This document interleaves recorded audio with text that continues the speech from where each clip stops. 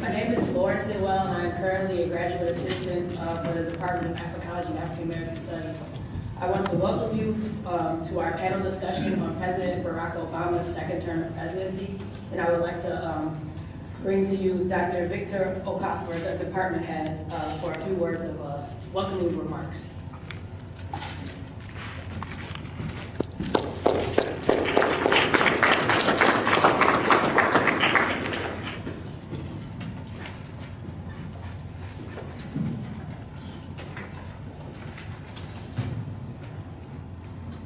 Greetings. On behalf of the Department of Africology and African American Studies, I welcome you warmly to this latest edition of our annual expert panel evaluation of Barack Obama's presidency. Please continue to help yourself to our refreshments, and students, do remember to complete your LDC forms and to return them to the front desk before you exit. At this time, I want to say a big thank you to the staff of the Department of Africology and African American Studies, particularly our office manager, Cheryl Oversee, for the administrative support that I received as I put together this program. Since February 2008, the year Barack Obama began his first term as the newly elected President of the United States, we have purposely conducted this annual expert evaluation of his presidency due to the special place that Obama's rise to the presidency occupies in the history of this country in general and the history of African Americans in particular.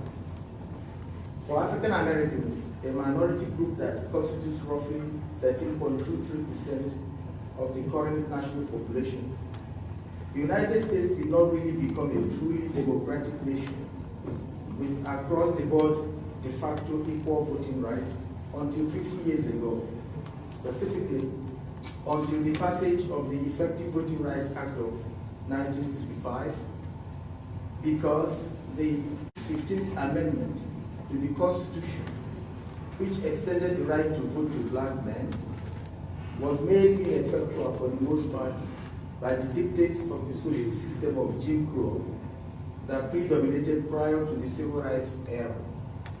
So, for the United States to harvest a president from a minority community within 50 years of extending de facto equal voting rights to this group remains a political milestone and a monumental national achievement worthy of commemoration during our Black History Month. At this time, I will invite the Dean of the College of Arts and Sciences, Professor Thomas Venner, to say some words of welcome. He will be followed by Dr. Jeffrey Kenton, Associate Provost and Associate Vice President of Graduate Studies and Research.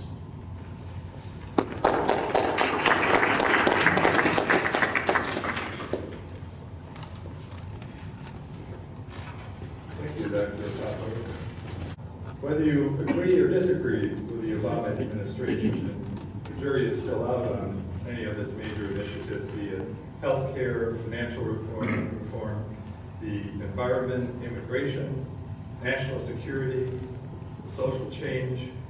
Today's panel discussion will capture and examine the important current thinking around the Obama presidency's second term, a discussion that will provide valuable insights now and for the future, helping us to advance and solidify our understanding of this historic presidency. As Dean, I commend the department, its leader, Dr. Victor Okafor, and its faculty members, especially Professors Melvin Peters, Ronald Woods, Anna Ferrara, and I'd also like to mention Dr. Ravi Perry, who has graced us with his presence today. I'm very delighted to see him emeritus faculty member of the department. And I'd also like to thank all the members of the panel today and in the past for their contributions to this endeavor. Thank you for coming and enjoy the presentation.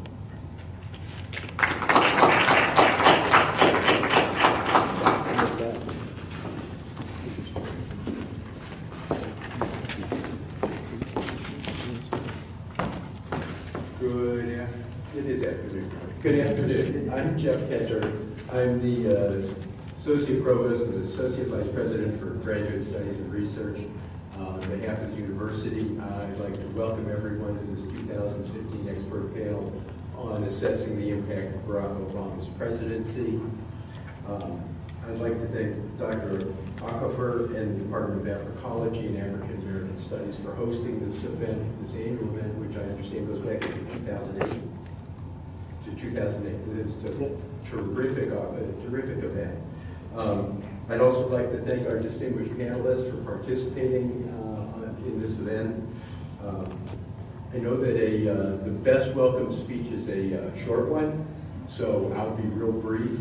The one thing that comes to mind when we think about the impact, the way history assesses something, we tend to think of history as a singular thing. That is what does history think of it?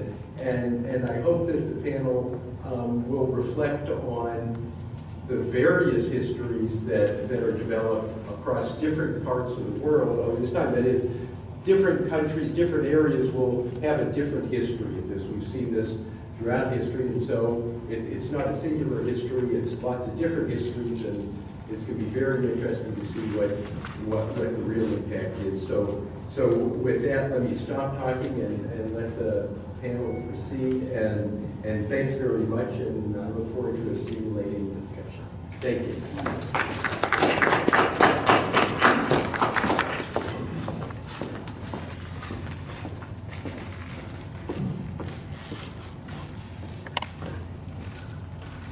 Well, thank you very much, Jim Vena and Dr. Kenton. At this time, I have the pleasure to invite and to call in an elegant dance group, which will entertain us for about 5 minutes before we continue with the program.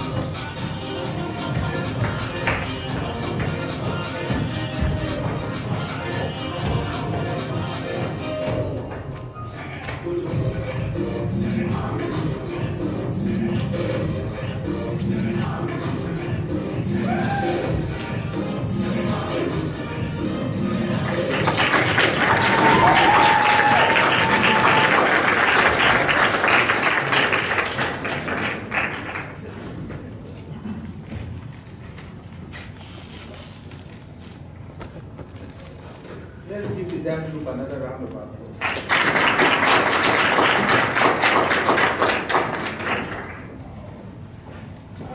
At this point, I would like to invite to the podium Mr.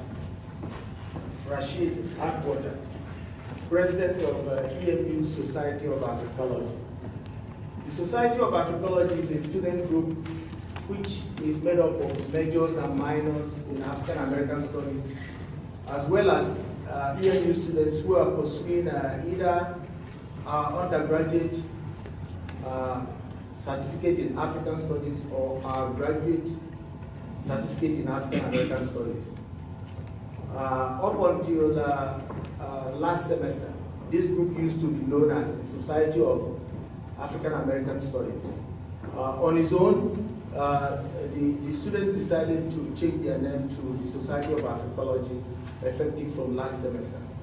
So at this time, I want to invite Mr.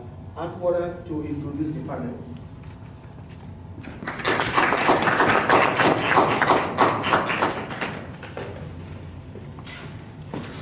How's everybody doing? Our first panelist is Dr. Jerome Reide. Dr. Reide serves as the Regional Field Director for the NAACP. He's primarily responsible for advocacy management of its Midwestern units. He's a longtime civil rights activist. Dr. Reide served as Deputy Director, National Field Operations, NAACP Director, NAACP Midwestern 3rd Region, and Regional Development Director, and NAACP Special Contribution Fund. Attorney Reide is a member of the State Bar of Michigan, the United States Director Court for the Eastern District of Michigan, the United States Court of Appeals for the 6th Circuit, the American Bar Association, and the National Bar Association. Reide's practice include public policy, civil rights, and probate matters. Dr. Reide also serves as the co-chair of Committee on Individual Rights and Responsibilities, American Bar Association. Reide also serves on the board of directors for the Sugar Law Center. Jerome is also Director, Justice Initiatives Division, State Bar of Michigan. Reide was the coordinator of the Access to Justice Project for the ACLU and coordinated a national study of landlord-tenant courts and published the findings of the Public Policy Report, Justice Evicted. A longtime public affairs executive, he has an on-air investigative TV report for the Jack Anderson Confidential, a program syndicated to 65 CBS, NBC, and ABC affiliates. Reide was the executive producer for a Michigan Urban League public policy television series and public relations writer for the United Church of Christ. Reide has also helped convey 4 annual conferences of governmental, community, corporate, and academic policymakers to discuss economic development policy in Greater Detroit, Windsor, Ontario, Canada, as a consultant to the Ways and Means Committee for Wayne County Commission. Reide coordinated an international trade mission to South Africa to link the jobs, housing, education, arts, cultural policy initiatives of the Mandela administration with Detroit's leadership. He has also facilitated health and educational outreach missions to Ghana, Cameroon, India, Liberia, and Haiti. Dr. Reide was an assistant professor in the Interdisciplinary Study Program, College of Lifelong Learning, Wayne State University. He has also taught at Bowie State University, Eastern Michigan University, the State University of New York Center for Labor Studies, and Baltimore City Community College. For the Michigan Department of Education, he edited multicultural curriculum resource guides, African Americans, Asian Americans, Hispanic Americans, and Native Americans. Jerome Reide earned his MS in journalism from Columbia University, a JD from Hofstra University Law School, an MA in political science, and his PhD in political science. Urban Studies from Michigan State University. He received a BA from State University of New York at New Paltz, where he graduated magna cum laude.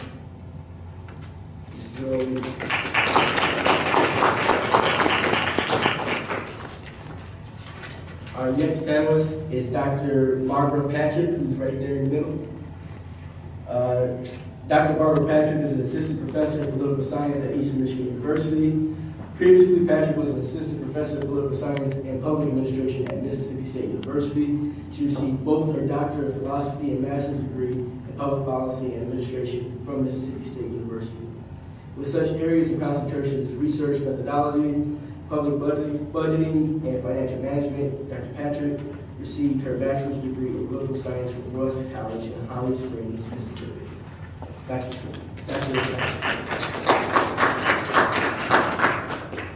To the left of Dr. Patrick is Professor Brittany O'Neal.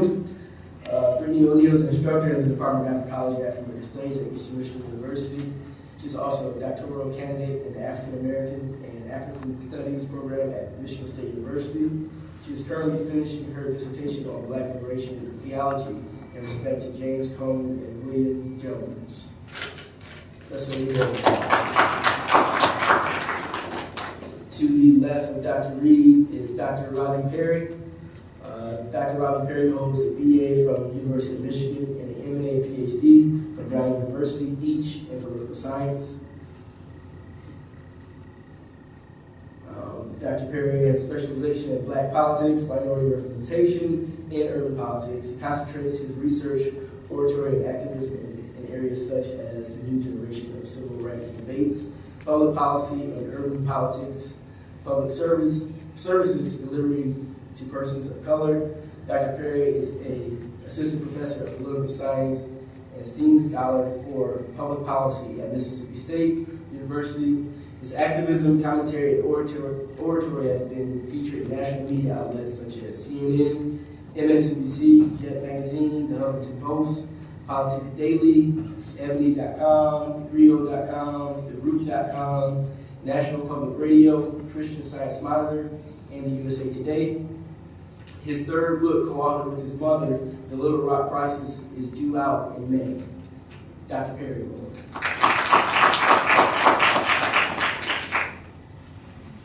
Our next panelist is Mr. David Walton, who's on the far right. Mr. David Walton is a multiple PhD candidate in both African American Studies and History at Michigan State University.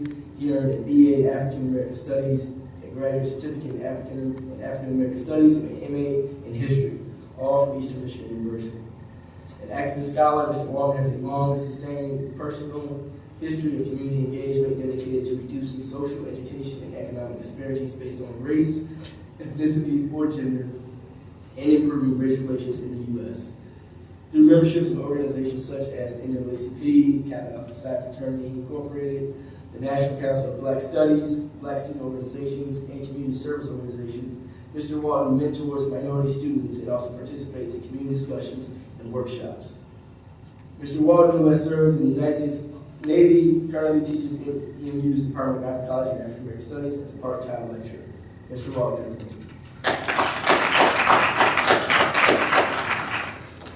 Our final panelist is Mr. Eric Brown, who's to the left of Dr. Perry.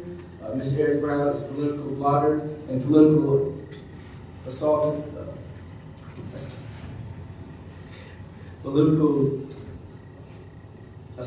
and for the Detroit News and a host of radio talk show programs.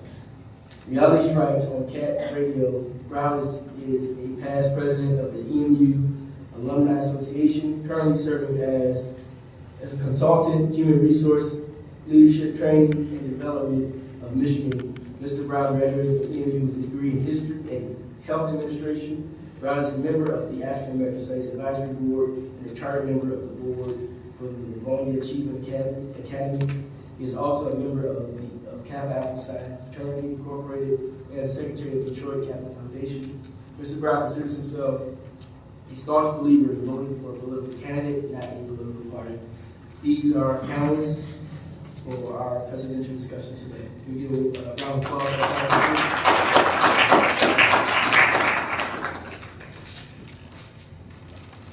Thank you. Thank you. Well, the long-awaited moment has arrived. The way we are going to conduct the panel discussion is as follows. Each panelist will offer a 3-minute opening statement about his or her take on Barack Obama's overall performance so far as a 2-term president and how history will judge the impact of his presidency. Thereafter, I, as the moderator, will pose a few questions that the panelists will answer and then cross-talk about. Once a question is posed, any panelist can respond to it, and other panelists can follow suit one after another. Take note that members of the audience will have a chance to ask questions of their own, one person at a time after my own round of questions. So, at this time, I'll turn it over to the panelists to each give a 3-minute opening statement in any order.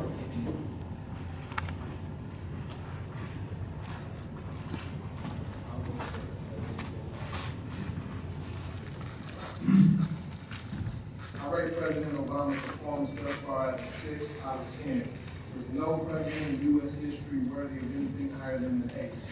President Obama's policies effectively saved the U.S. auto industry, instituted Obamacare, championed gay marriage, championed equal pay for women, championed environmental reform, and moved toward normalized relations with Cuba, to name a few of his positive contributions. Yet, his administration has had large deficiencies. President Obama's administration has not effectively addressed issues that are most important to the African American community, such as poverty, urban plight, fundamental education reform, farming reform, mass incarceration, and criminal justice reform. In addition, Obama's administration has not fundamentally altered the flawed banking and finance system or the federal tax code. Internationally, despite criticism from the far right, President Obama has expanded and reinforced American imperial and neo-colonial aims. When it comes to African Americans and African nations, President Obama has been predisposed to condescending lectures, speeches, and harangues. These disparities are also the fault of the African American community. We have given our allegiance to the Democratic Party without question. The Democratic Party does not have to compete for our votes or to keep our votes. Contrarily, the Democrats have had to and continue to have to earn the votes of the LGBTQI community, environmentalists, women, and immigrants, to name a few. Thus, the Obama administration has been very cognizant and effective in delivering policies to woo and keep the votes of those electors.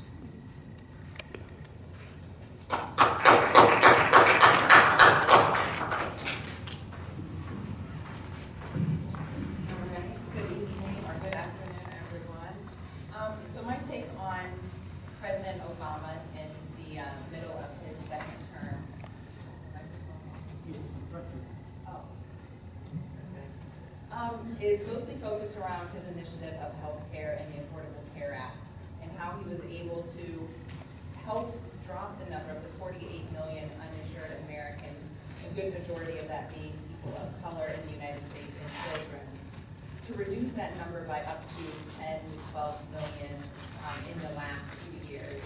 And ironically, the deadline for Obamacare just passed yesterday at midnight. So I think through his the last 6 years of his presidency, he was able to effectively make changes in the realm of healthcare, but there are still some problematic issues with the Healthcare and Affordable Care Act, including high deductibles, when you have a low premium, and still causing people that are at the poverty threshold to still pay money out of pocket for medical insurance and medical coverage. And I also am still on the fence on Obama's international relations, especially in relation to Africa and the crisis of Boko Haram, and then also the Ebola outbreak and how President Obama responded to those catastrophes, and what he plans to do in these last 2 years of his presidency will become important on how the economy of Africa is brought into the discussion through Obama and his colleagues. My comments will be brief. First, I'm very happy to see you, Dr. Perry. Yeah, happy to see you. I was afraid you wouldn't make it back.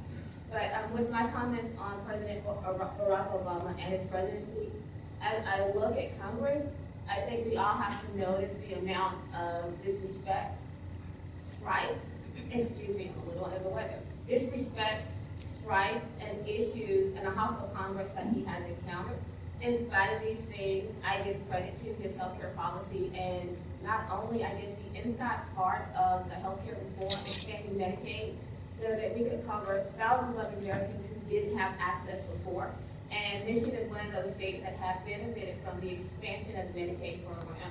I applaud his efforts to deal with issues, and it has been a long-standing issue for me if you look at drug policy in this country, how we discuss what is considered justice, and how we sentence people. And I applaud him as an African-American president to begin to address some of those issues. A lot of the work that I do research-wise is centered around education policy.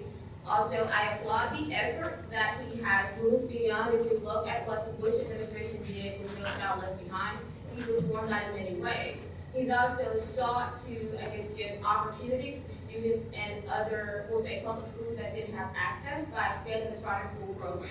So I think he's encountered a lot of strife and a hostile Congress, but I have to applaud many of the efforts, and some of them we'll talk about further, I think, with questions from the panel, or as we get questions from the panel and you guys. But I applaud what he's done thus far. My view on the Barack Obama presidency would be looked at in history as something defining and unbelievable, but at the same time, it would be defined by his first, being the first African American to hold the role of presidency or president in the United States, while unbelievable to many because a lot of our parents and grandparents thought they would never see anyone other than a white face in the White House. What is significant to me, though, however, is the drop-off of voters for him in the general election in 2012. I personally am one that could not bring myself to vote for either of the candidates in 2012 that ran for president in the major parties. There are some significant accomplishments, but I have not seen enough at that time to warrant voting for him again. I feel that he squandered away his first 2 years of his presidency when he had the opportunity to get a lot more done. Yes, the Affordable Care Act is a major accomplishment, but he had a situation in Congress where he just did not take advantage of it. His lack of being a Washington insider proved to be viewed by many as an asset in the beginning because it was something new. Look at the situation in Michigan with Governor Snyder. He was not a Lansing insider. I think that's what helped catapult him to the governorship. In my lifetime, I have a recollection of Nixon, President Ford, President Carter, President Reagan, Bush 1, President Clinton, Bush 2, and President Obama serving as the president of this country. I will not speak from a historical perspective or commander-in-chief as it relates to his presidency because, again, it's too early to tell. You cannot judge a president until they're out of office. You'll be able to see their accomplishments. A great asset of President Obama has been the loyal allegiance that he has seen from black people. But there's also been a detriment to him as well because far too often we look at a lot of the things that are directed at him and want to look at it as if people are being disrespectful. He's getting disrespect from his own party as well, both black and white congressmen and senators. Far too many blacks felt that someone that looked like us in the White House will make the world right. But as one of the previous panelists stated, Mr. Walton, there are a lot of things going on in the urban communities that are far worse than when he took office. And that's something people have to really pay attention to. For a lot of us in the middle class that have investments, yes, things has improved as it relates to the economy, but unemployment in urban areas it's shameful. And you have to look at the person that's in charge. You blame, leadership starts at the top. So you have to put blame on the person that's in leadership. My biggest disappointment with the president, why can I bring myself to vote for him again, is that he ran on the platform of change in 2008, but he has turned out to be nothing more than the status quo, in my opinion. I'm also a little bit under the weather, so I'll be brief.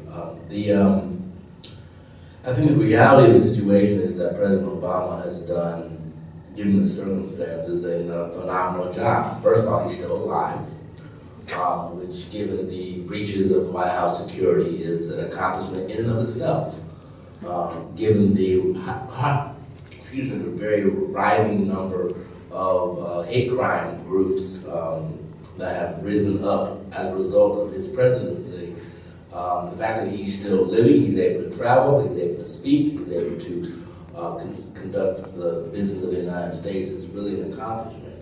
What does that say? Well, what that says is, despite the fact that his goal was to, in fact, unite people together, which he tried to bring back again in a recent speech recently, the reality is that, I think he and the rest of us all underestimated the pervasiveness of racism that exists here in the United States.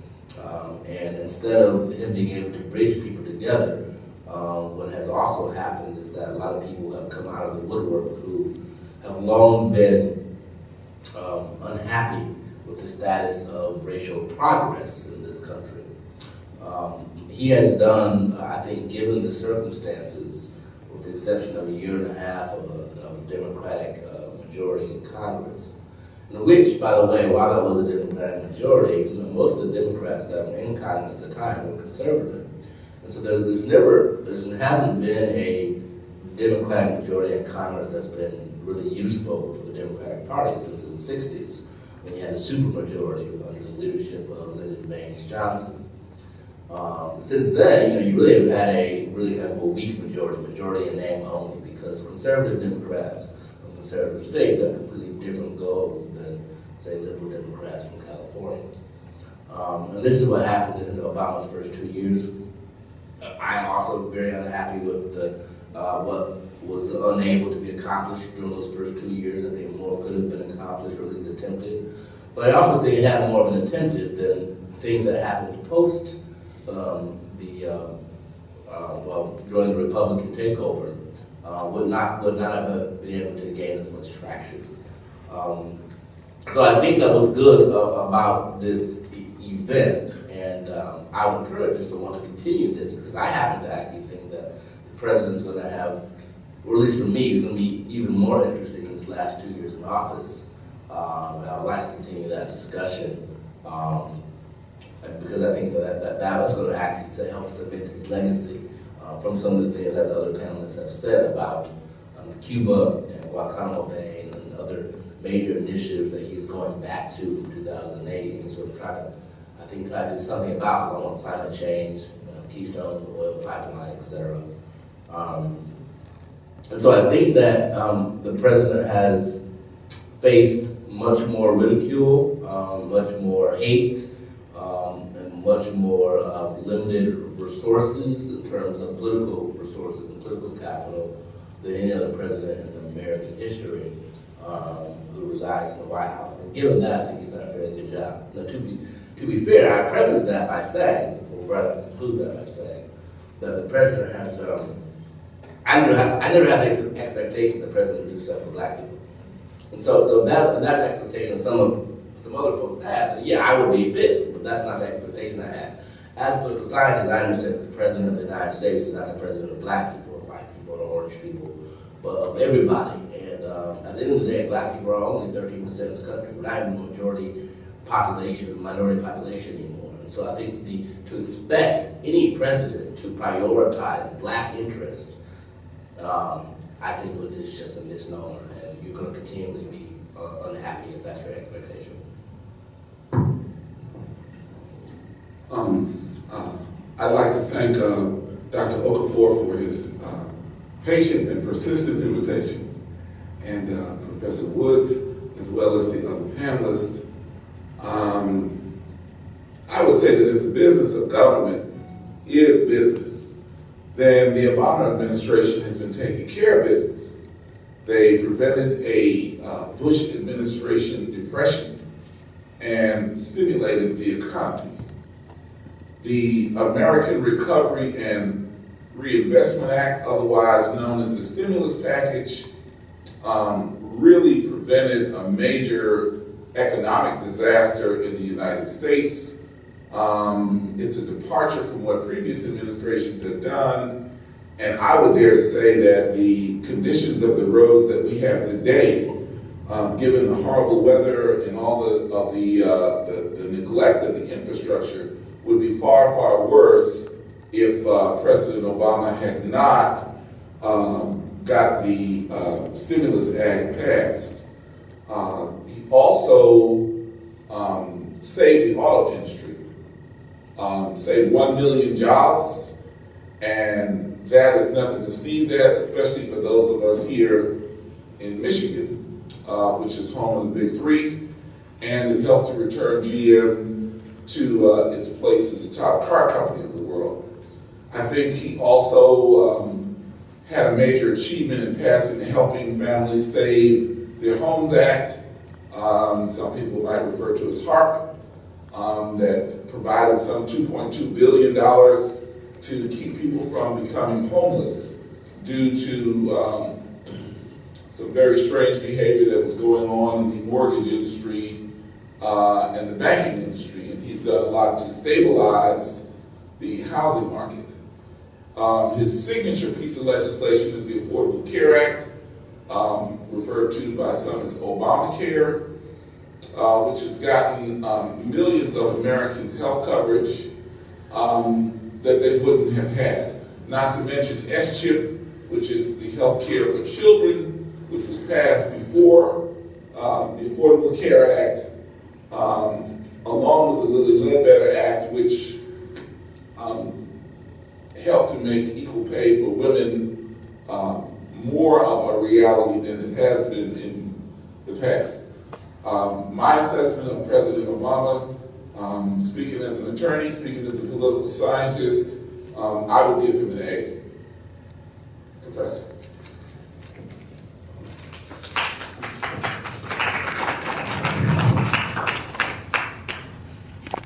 Thank you very much for those stimulating opening statements. Could you expand on your initial statement by providing your take on how President Obama has handled extant controversies and issues regarding the relationship between the police and the African American community?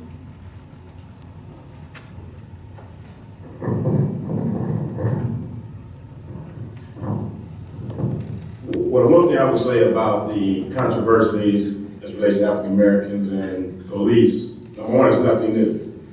But my biggest issue has always been drawing conclusions before you have all the evidence. I think that in the Trayvon Martin case, the Michael Brown case, you have to get more information before you draw a conclusion or parallel as it relates to automatically saying that the police were wrong. Or in Trayvon Martin instance, George Zimmerman was wrong.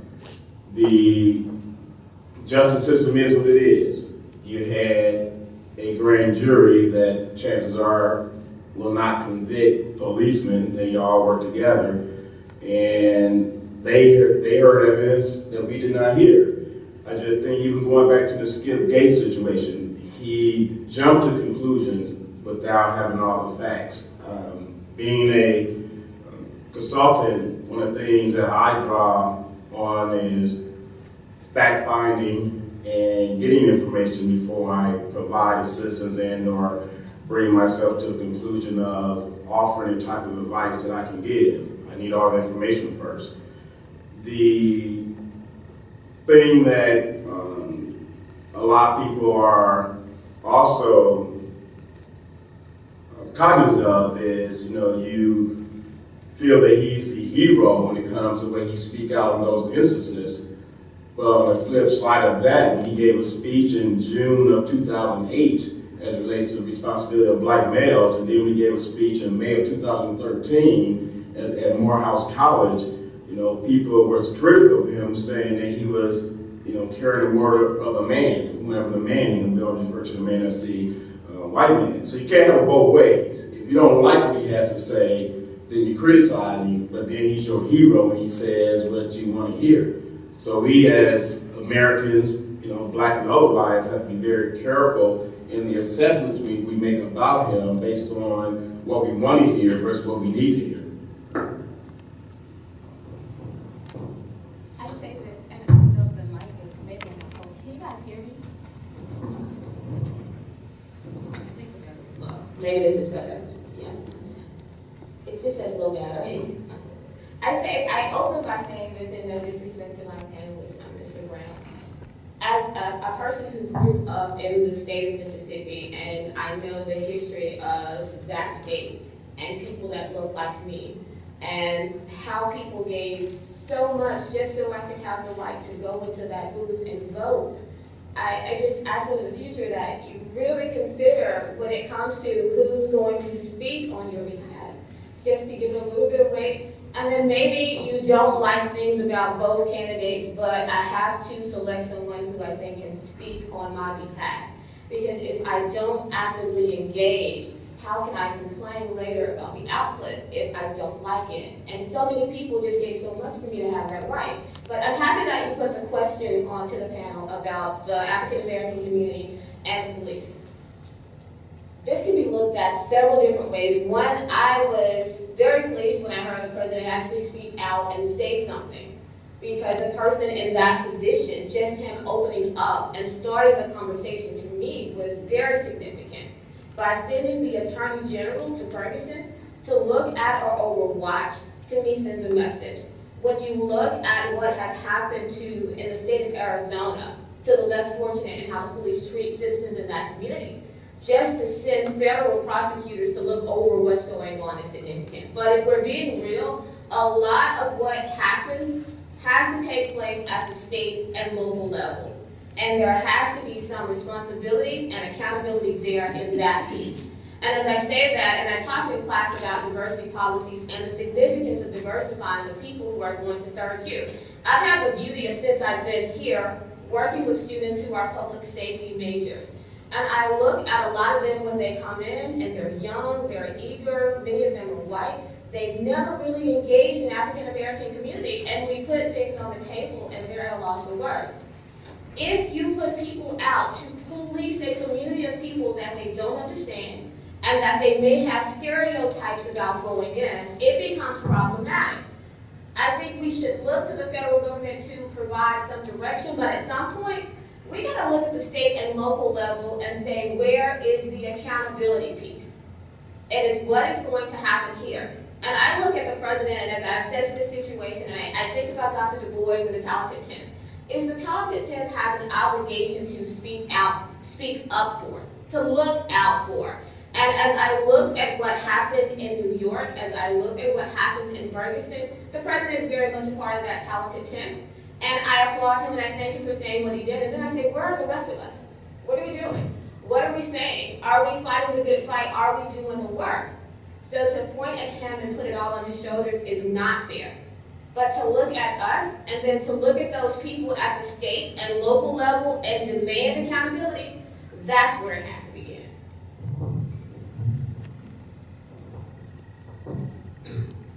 I agree with everything you said, yet from my purview, what has President Obama done but given fancy speeches?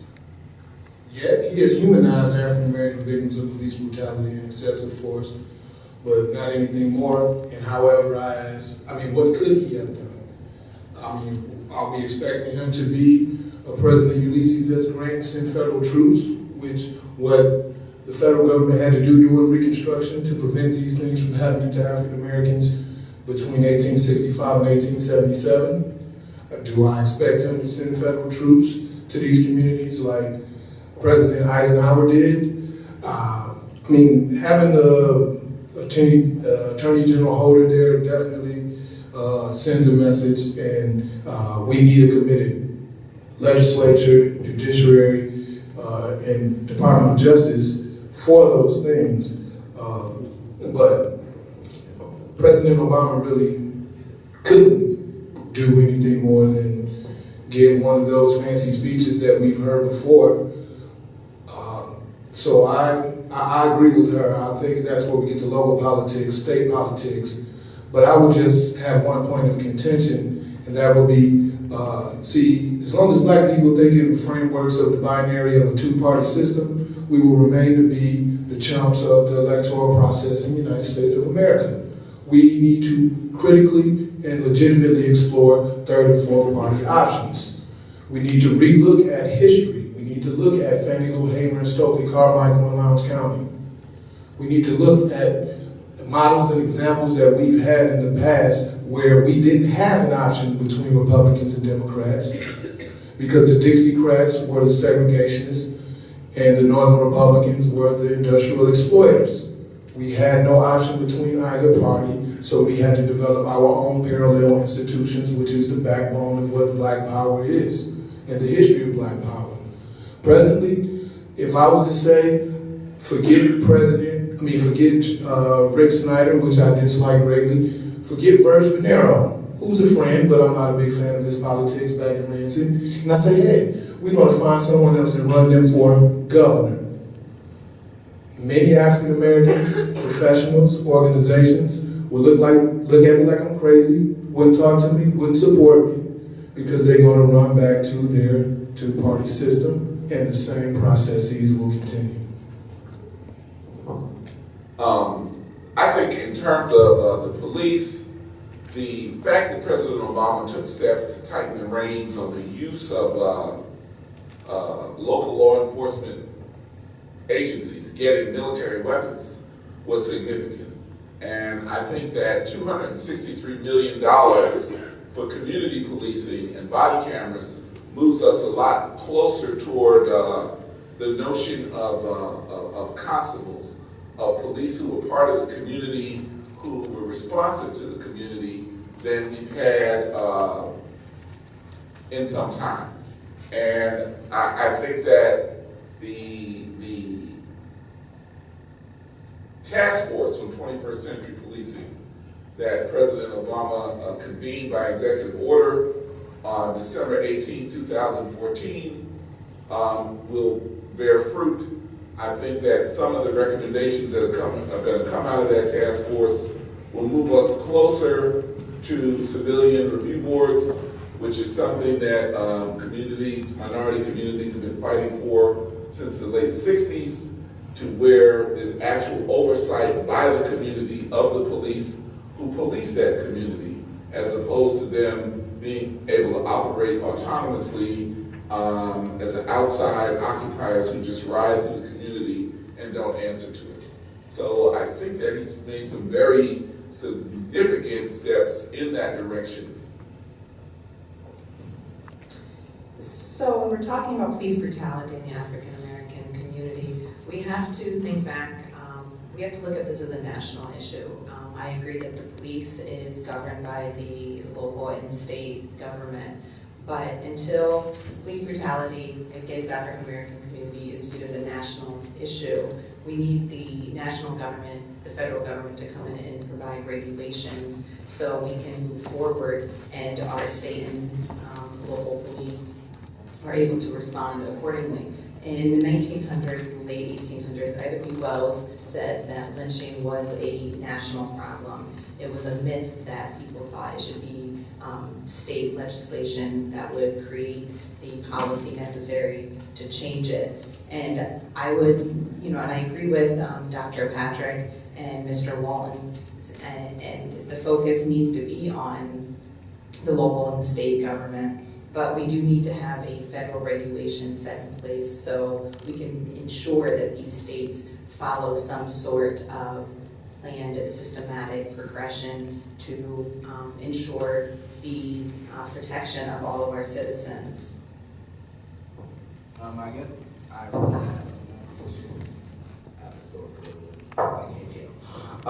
thank you. Well, I will say, in respect to my two Capra brothers in the panel, that I fully agree that we are in a two-party system, and that system is not the ideal. But the reality is that's the system we're in. As long as all of us are alive on this earth, that's the system we're going to have. Now, and I believe in both working to change it, but also working within the system you've got to make it better. We have never had a successful third-party movement in this country, particularly for people of color. It's happened. We've tried it for hundreds of years. It's failed every single time. There's a whole bunch of reasons for that.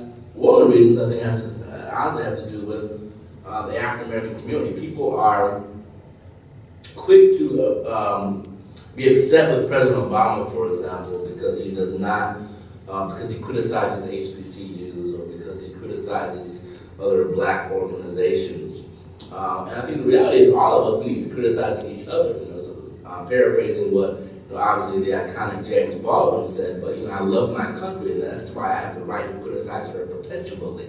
I love my black people. I have the right to criticize them perpetually too. And that I think is important for folks to remember. There are a lot of problems in black organizations, and someone needs to be criticizing them. And that's not happening. People want to presume that simply because it's a black organization, we should have pride in it and love it and agree with it and allow it to move forward. There's a lot of problems in my fraternal organization that I think are problematic issues for any organization that fights for social change, right? So I think as we assume, and this is my segue to police departments, we also can't assume that police departments are, I think this has been kind of an assumption, maybe I'm wrong, but the police problem in American society is not a black problem, it's an American problem. Some of the black cops, frankly, are the worst ones in terms of getting pulled over. So this is not about, white cops and a white police structure and a white man in a uniform coming to a costume. No, that's not the problem. That is a part of the problem. The problem is how these cops are trained or not trained, so to speak. And so I think there's a few solutions to this police brutality issue. One, I think the fact that the president has been giving speeches about it is very important. We might think that that's not significant, but the question I would ask you to remember is, when's the last time the president ever talked about black police-related issues? So we might not like we might not be happy with the fact that it's just rhetoric, but the fact that you're even having a president, this is what I think we're taking it for granted. We've gotten accustomed to him being a president for 6 years. It's like the kid on Blackish who was talking on the first couple episodes about how the fact that President Obama is the only president he's ever known, right? So him being the first black president is not a unique thing for him. He's a kid. It's the only president he's ever known. I think similarly, a lot of us have also gotten complacent about the presidency of Barack Obama. The reality is that he is talking about issues that no other president of the United States has ever talked about directly before. Now, is that sufficient for us? Probably not.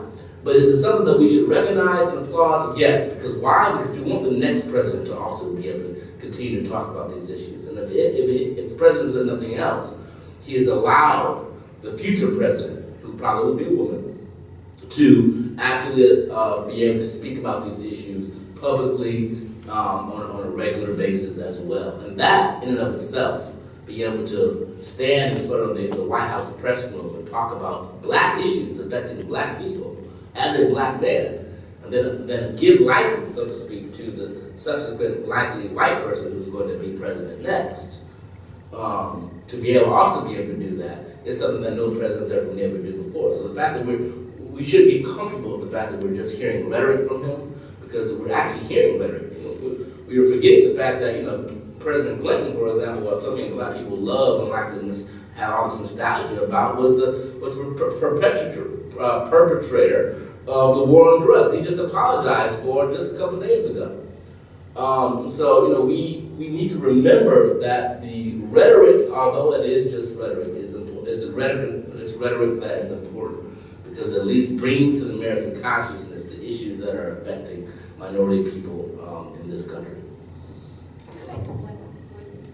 Comment on when I said the diversity piece. For me, if we look at what the literature says, diversity is very important, and I think Dr. Perry is correct. If you put one or two African American police in a police department that is majority white, and it remains 95% white, and then you look at those two black officers, and you say, we're going to put the weight of the community on your shoulders. No, you become a part of a culture. In the 1980s, Jacksonville, Florida, they looked at the police force, and they saw that about 98% of the officers were white. And they were getting a lot of complaints from the African American community about how they were being policed. And so they said, when we take in the next class, we're going to take a concerted effort to recruit African American applicants who are a part of the community and who understands the community, and they saw a change. In any organization, when we look at the literature as it relates to minorities, racial minorities, and women, you put one or two token positions in, and you place a lot of pressure on those individuals. There's strength in numbers.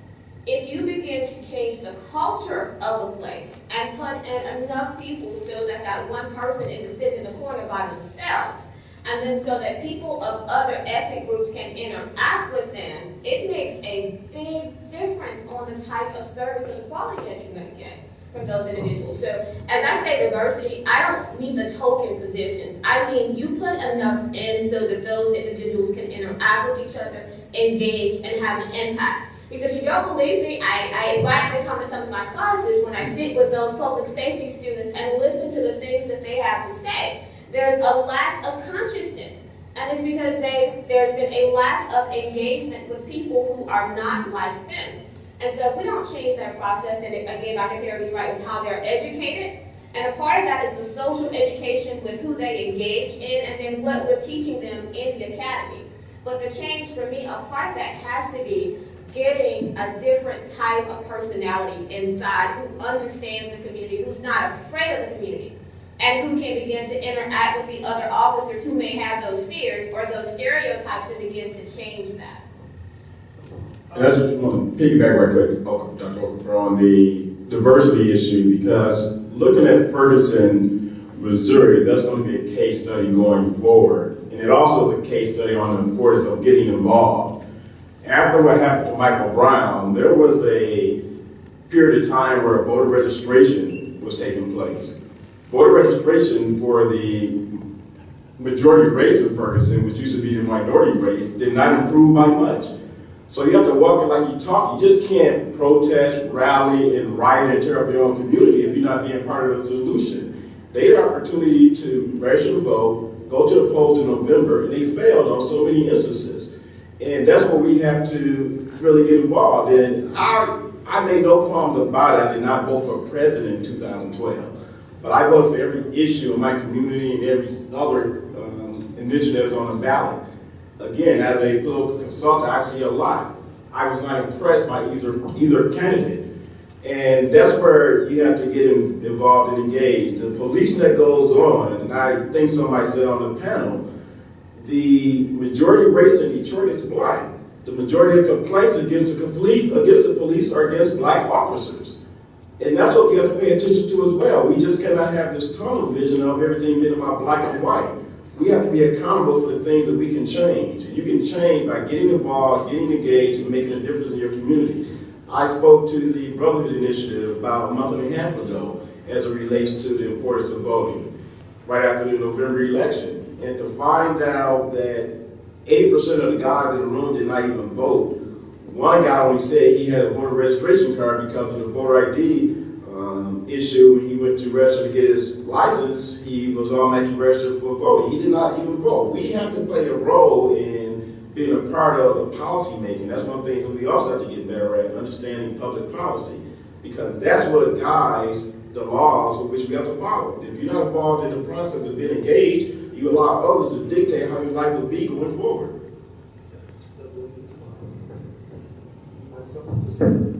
No, just that the question of police is one that's been with our community for decades. And I think that we need to examine the structure of who controls the police and how the community can have voice in determining the policies of the police, the employment practices of the police, where they live, what type of weapons they use, how they can respond in our communities, and how they can be held accountable to us. Thank you. As a matter of fact, Dr. Ravi preempted my next question when he talked about the importance of self-criticism. In an address to the United Nations General Assembly in September 2014, President Obama made a statement that touched upon ongoing internal existential debates within the United States. He said, and I quote, "We welcome the scrutiny of the world because what you see in America is a country that has steadily worked to address our problems and make our union more perfect. America is not the same as it was 100 years ago, 50 years ago, or even a decade ago, because we fight for our ideals and are willing to criticize ourselves when we fall short," unquote. Well, dear panelists, was the president correct in his assessment of how far we have come and of how the United States tackles its socio-economic, political challenges? What's your own take on this matter? I guess I'll be brief. I think the president, frankly, speaks in these terms as often speaks above the heads of most of the African American, frankly. So I think that particular quote was one that not most Americans A, either heard or B, understood well. But that notwithstanding, I think the question is a theoretical one. Do we want to focus more on how far we've come and how far we have left to go? And I think that what we do as a quintessential American thing that we do, that we are very proud of our history, despite the fact that we're one of the more nascent countries in the world, meaning that we're one of the more youngest countries in the world, still developing in many ways. And I think that the perfect example of this is President Obama, period, that we have an expectation, many of us do, that somehow life would change differently because of the color of the skin, the texture of the hair of the person occupying the second floor of the White House. And that is something that is also based on, I think, your theoretical positioning. Are you focusing on how far we've come or how far we have left to go? And so from that standpoint, I think the president's statement that you read, Dr. Okafor, was well-intentioned. I think that it's a perfect example of Obama's loftiness, and which goes out beyond the pale of the average American. And I also think, but I also think that it's important for us to think about where America is as a country is largely determined based on your positioning, not your ideological view, etc. But it was largely determined based on, are you looking backward or are you looking forward?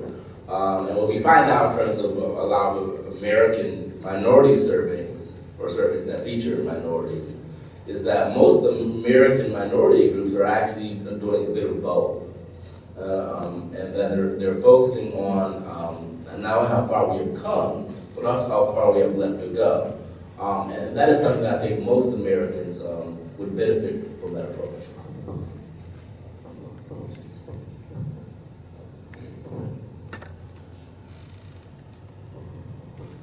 Part of the nuanced aspect of that quote, in responding to the quote, is the notion of trajectory and historical trajectory, and how we look back on the past, contextualize the present, and envision the future.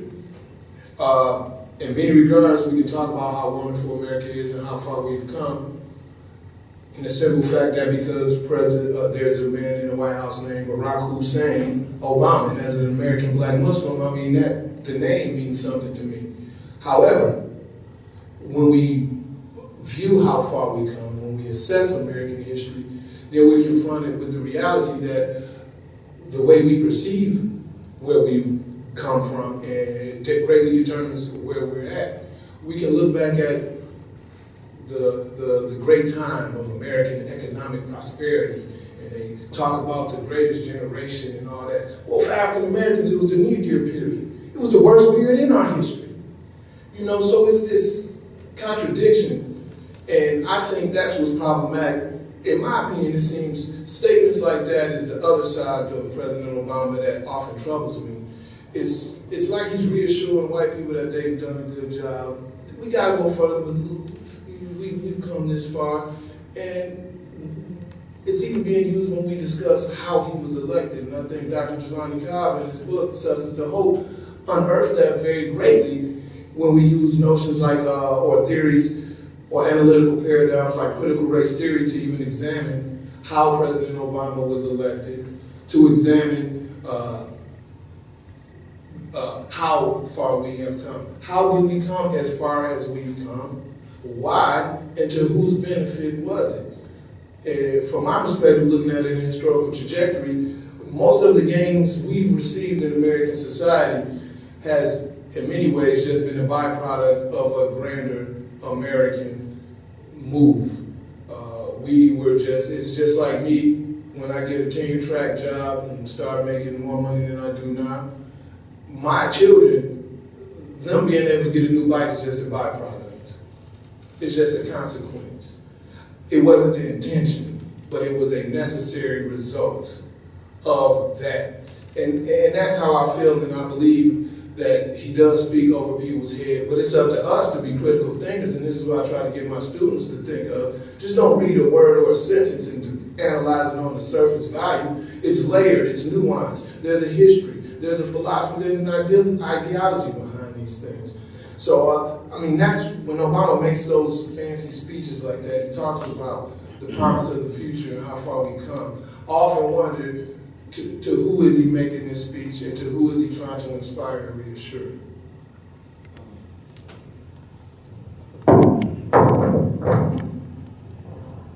I think that one of the ways we can look at the socioeconomic progress of the country is to go back to 1972. There was a conference in Gary, Indiana, and it was called, I believe, the National Black Political Convention, more commonly known as the Black Power Convention. All right? And many of the African American leaders were there, and one of the things that they came up with this 42 years ago, and I mean, I'm doing this from my reading in history because I'm only 39, so, I'm only 39, so I don't really remember all of this stuff like I was there, but they came up with something that reads a lot like the Affordable Health Care Act. And 42 years later, almost, that is now the law of the land. And I look at the other items that were on that agenda, and I look at where we are today, and I see the steps we've made toward implementing some of those things. And I have to say, I feel good and I feel proud that we managed to do that much. I don't necessarily look at the individual. I know that that individual works in an administration and that it's very limited input that he actually has in every single detail. But when I can look back to Gary, Indiana, and I can look at the Affordable Health Care Act as the law of the land today, we've accomplished something in terms of the socioeconomics of our community. And the way I was raised, nothing is more important than your health. And the fact that we got a chance for millions of us to get health care who could never afford it was a great job.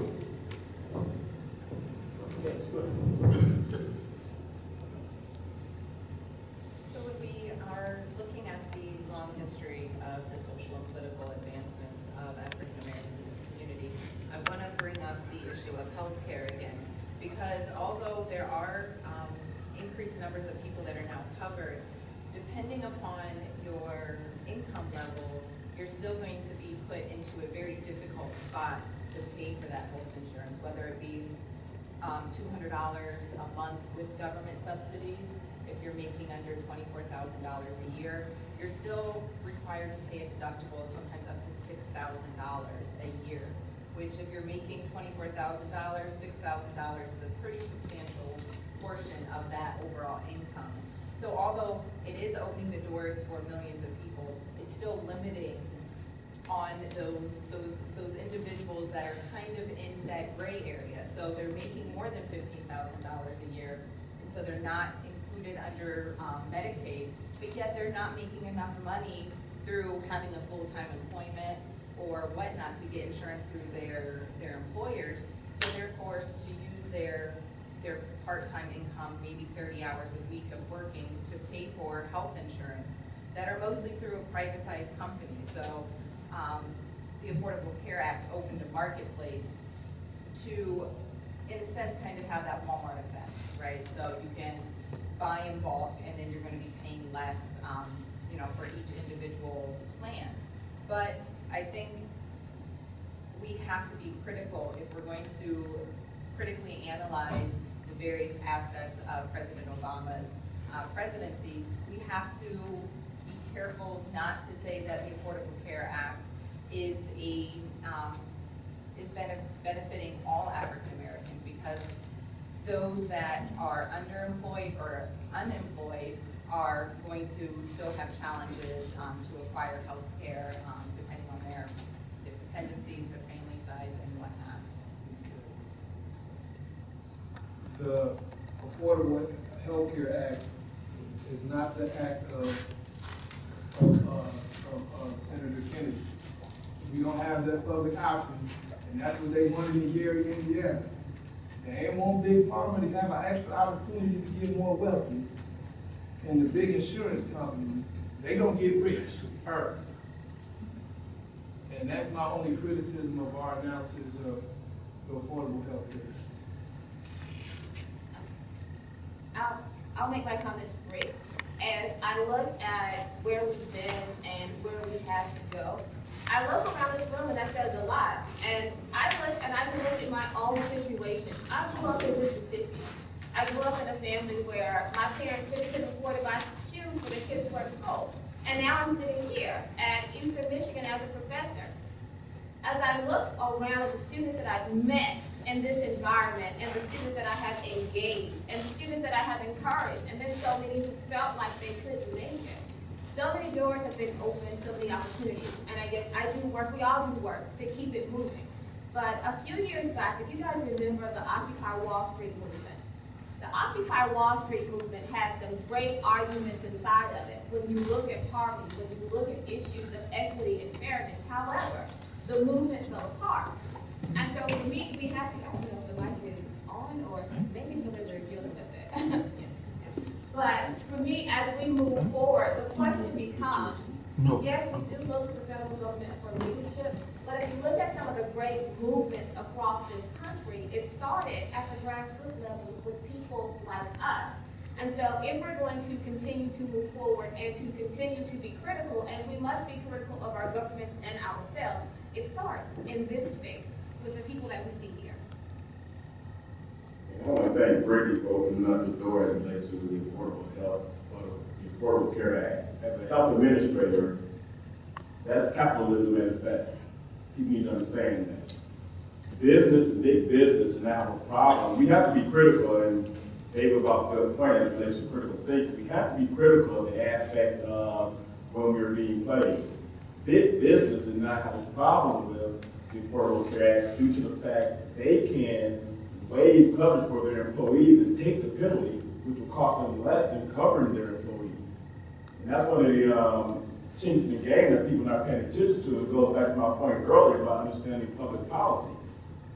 A lot of people want to act as if the Affordable Care Act is the best thing since sliced bread. I'm in the healthcare field. It's not. Brady brought up a great point. You are pretty much penalized if you do not accept the Affordable Care Act. And how is that a benefit for the citizens of this country? On the surface, great achievement. But when you really dig down and look at the root, the really analysis of it, you will see that it is, yes, good, but it's not great. But it also is I'm not sure if you're familiar with three-card Molly. It's pretty much a three-card Molly being played on the American public. And we have to be honest and critical of the fact, and that's why I go back to my initial statement. There was something else that he could have got accomplished in the first 18 months instead of spending so much time on the Affordable Care Act, because that would have happened eventually, I think. I'm a gut feeling. But in my opinion, he dropped the ball. We have this some people think is the best thing since sliced bread, and that's why it allowed for someone like myself to be critical of it for him for so many reasons. It's not just about politics for me, it's about the role I have as a health administrator, as well as someone that does political consulting.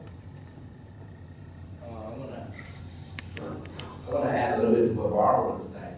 I'm not from Mississippi, but I live there now. And one of the things that's been very interesting for me is that it's been a perfect reminder for me of how any president in the United States has a responsibility for all of his citizens. I can't tell you how, if you've never been to a really impoverished rural area, you should go. You will learn quickly how people not only have a limited set of resources available to them, but because of those limited resources available to them, many aren't even aware of the federal interventions and policies that they should be receiving. In the state of Mississippi, this is one example, it's a state that, of course, has a wonderful record of being anti-federal government, yet it's a state that receives more federal funds from the end of the state of the country. And so, you have, so my point is, I think that in terms of socioeconomics, we have to also focus not just on urban communities of color, but rural communities of color. They're suffering, they're struggling, and they need as much help as they can get.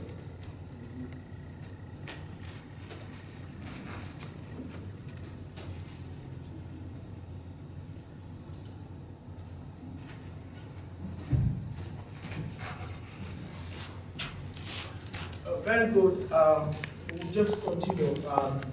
Move on to the next question. Obama's presidency has seen dramatic changes in the makeup of the Congress. As a result of the November 2014 midterm elections, both the Senate and the House of Representatives are now under the control of the Republican Party. However, it should be recalled that at the beginning of Obama's presidency in 2008, both houses of Congress were under the Democratic Party. In the subsequent midterm election of 2010, the Democrats lost control of the House of Reps to the Republicans, but retained a narrow lead in the Senate.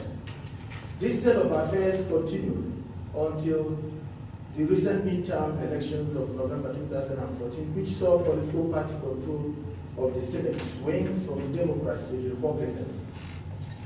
All this while, that is, throughout Obama's presidency, his overall relationship with the legislative arm of government has been a frosty tug of war. Given where we are now, what are your predictions regarding the relationship between the executive and legislative branches of government during the remaining 23 months of Obama's presidency?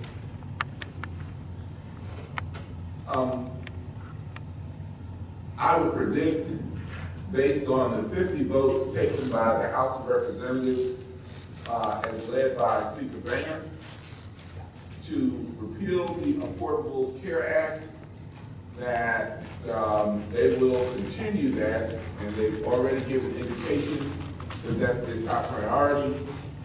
And I would predict that President Obama will veto it. And I predict he will veto the Keystone Pipeline Act. And I'm not sure if anybody remembers a meeting that some conservatives had the night that President Obama was sworn in, when they made a decision to oppose everything that he did before he even took office.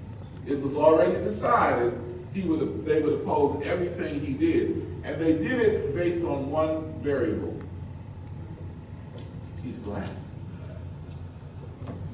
It wasn't because he was Democrat or because his politics were leaning this way or leaning that way. He's just black.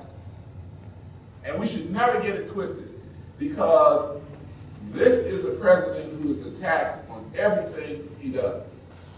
If he smokes a cigarette, they hate him. If he chews nicotine gum, they hate him. If he wears a suit, they hate him. If he wears blue jeans, they hate him. Every single thing he does, every breath he takes, every step he takes, he will be attacked simply because he's black. And if they attack him because he's black, as urbane and well-spoken and modulated and educated as he is, what will they do to you?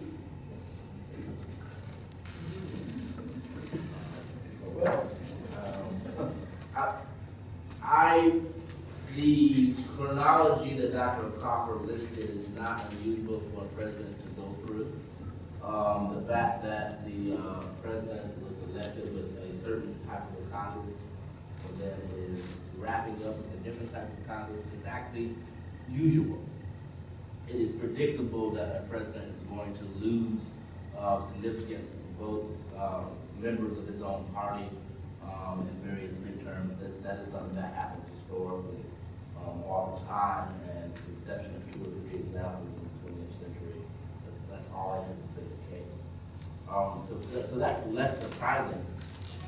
I think what is surprising, though, is like Dr. D was saying, is the vitriol attached to the disagreement.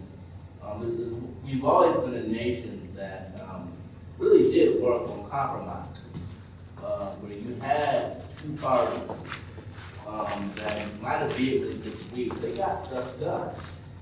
Got a lot of stuff done. Everything from the interstate highway system was a major expenditure of a Republican president, but done with the assistance of a lot of Democrats to, like I said, to health care, to the initial climate change regulations in the 60s and 70s, to the war on drugs that started in the 80s. Your ideology about that is irrelevant to my point here. The point is that it always has taken Republicans and Democrats working together to get things done in Congress. The problem that President Obama has had is that suddenly what has worked for 200 years is no longer working for him. And that is that there is no longer a hidden, a subconscious agreement that we are going to actually get something done. This literally is what we would call a do-nothing Congress. Absolutely, fundamentally factual. It has nothing to do with the ideology or what party you're a member of. It is reality that this Republican-controlled Congress has passed fewer bills than any other Republican-controlled Congress in the history of the country. Which should tell you something, is that these people who are getting free health care for them and their family members, these people who are getting aids and assistance and free travel and 6-figure incomes and a whole host of other privileges and benefits are basically not working. They literally are not going to work. And they're getting paid, and you're paying for them to do their jobs, and they aren't doing their jobs. And they're yet continuing to get elected and reelected and reelected. Why? Because many of us are not paying attention, we're not voting, we're not engaged, we're not asking our neighbors, our friends, our sisters, our cousins, our mamas, or whoever else to engage as well. And as a result, you have the same status quo. It's actually not difficult to run for Congress, and I'd encourage some of you to do it. One of the things I'm always careful to speak about when it comes to President Obama is, it's not just about race. Yes, I don't think he was naive to know that some things that he has been challenged with is result of his skin pigmentation. At the same time, leadership plays a role in it as well. If you're not viewed as a good leader or even a great leader, you're not going to get the support of anyone. The fact of the matter, and Dr. Perry said it earlier, some of his own members of his party, and that's why, we have to be very careful. I mean, the two-party system I loathe. I vote for the person, not the party. I get less than a damn about being an R or a D after someone's name. You have to look at the totality of the situation. There are just as many, definitely not more, but just as many people that have D after their names all across this country that loathe him, that are white, as there are those whites with R after their name. There are a lot of big name black, I'm not sure people fail to realize that there was a mic that was open during the 2008 election over Jesse Jackson pretty much called him everything but a child of God. You know, people forget about that. You know, there's a phrase, every brother's not your brother. So looking at a black face does not mean I'm going to support a black person. I'm real about it. I vote for the person I feel the best person for the job. They can be green, they can be purple. But we still have to be critical thinkers as it relates to the person in the office and hold them accountable, be it the local, state, or federal level. I mean, your parents hold you accountable to do things.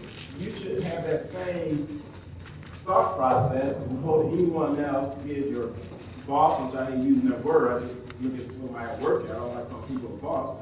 But they have an expectation of you, you have an expectation of them. Politics is no different. Dr. Perry hit it on the head. A cockroach can get elected to Congress because we don't pay attention. They have a 6% approval rating. But nonetheless, every person that ran, almost everyone that ran for re-election at a 94% clip was returned back to their office this past November. These are people with 6% approval rating. So we have to do a better job. And it was also evident in 2012 because less people went to vote for President Obama in 2012. Less people went to vote for the Republican candidate in 2012. People are being turned off and not voting, but it's not just because who the candidates are. There's nothing different. I mean, the status quo has got to change.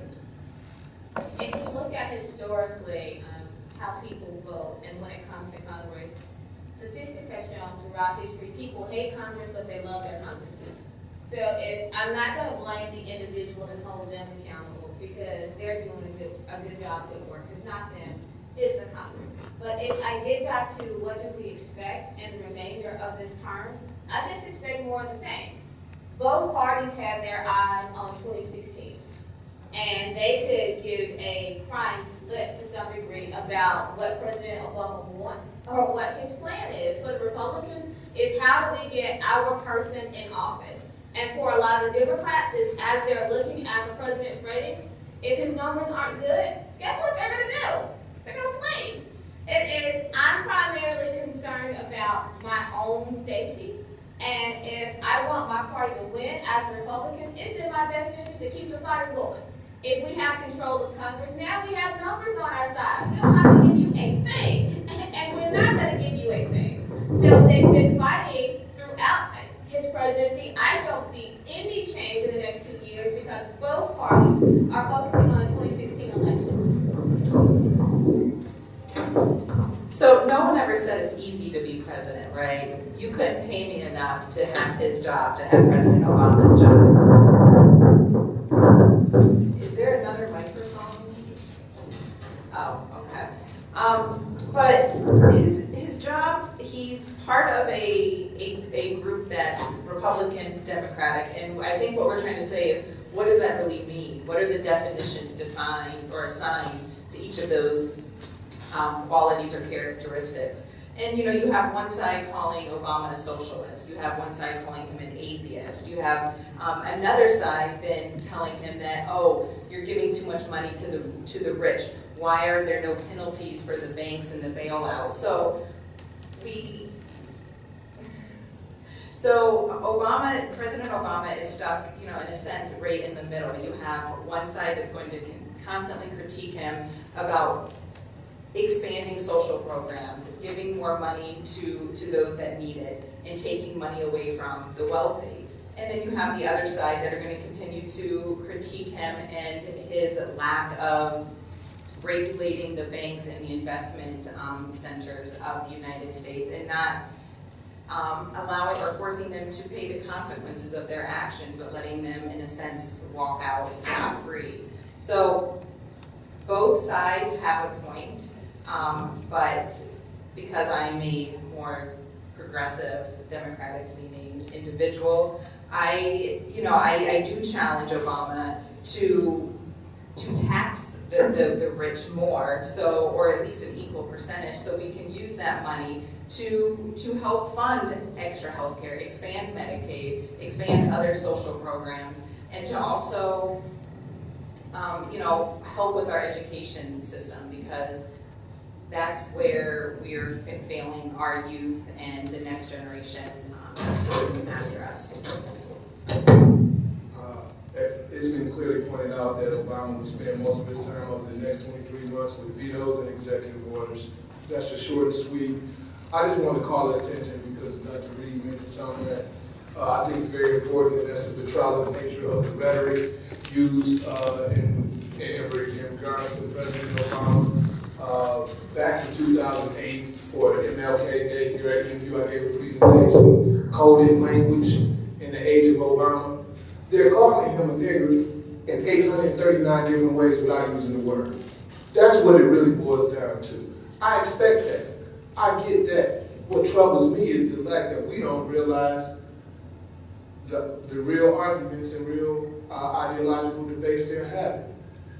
It's all rooted in the constitutional crisis that led to the Civil War. It's the same language, states' rights versus federal prerogative. The ability that it is my state and federal right to discriminate against someone else, or I can't because they have federal protection. It boils down to, am I allowed to ignore, or we as a society to ignore someone's constitutional rights based upon social customs and social norms? This was a small aspect of the constitutional crisis. Mr. Woods can tell you it was all about power and money. I explained that to my students. It was all about industrialization versus agriculture, and all these issues related to African Americans were just a byproduct of that larger grand debate. And it goes back to Dr. Okafor's opening statement. 1868, black men had the right to vote. Hundreds of thousands were murdered between then and 1972 trying to vote. So we're thinking, how far have we come? I'm talking about in my lifetime. There's still legislation in the federal courts right now. That gets to another question, I ain't gonna go there, but I just want to call it. Desegregation laws are still in the federal courts and the Supreme Court right now. We're not talking about this whimsical, fantastical. The outcome of all this is still yet to be determined, and we're acting as if it has already concluded. And one more point, I think, we after the 2008 election got caught up in that post-racial terminology. There's no post-racial. David did it on the head. Racism will always exist. But over the next 23 months, if you want to see how things will play out for President Obama, read Gwen Eichel. She's from PBS. She has a book called A Breakthrough, Politics and Race in the Age of Obama. Because post-racial does not exist. Because once he leaves office, many people that look like us, many people that don't look like us will forget he was ever in office for 8 years. But at the same time, they want to say post-racial. There's a lot to be desired as it relates to this country. But again, this is the best country in the world. I visited a few places. I wouldn't trade America for anywhere else. I don't see any one-way tickets to Africa. So we're here. You have to make the best of it, and by making the best of it, again, I can't say this enough. You have to get involved and engaged to make change. And that's what he ran on, change. So if nothing else, change that he was talking about was at least a code word to allow us and others to change the world the way we want to see it. Michael Jackson has one of the greatest records ever made, Man in the Mirror. We can look in the mirror and be responsible for that change we want to see in the world.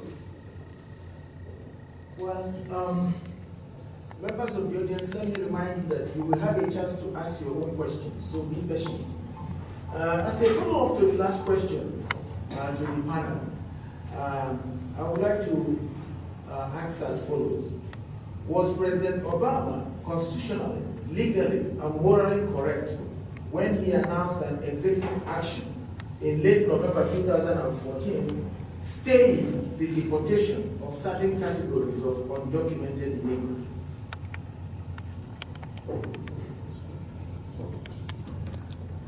yes.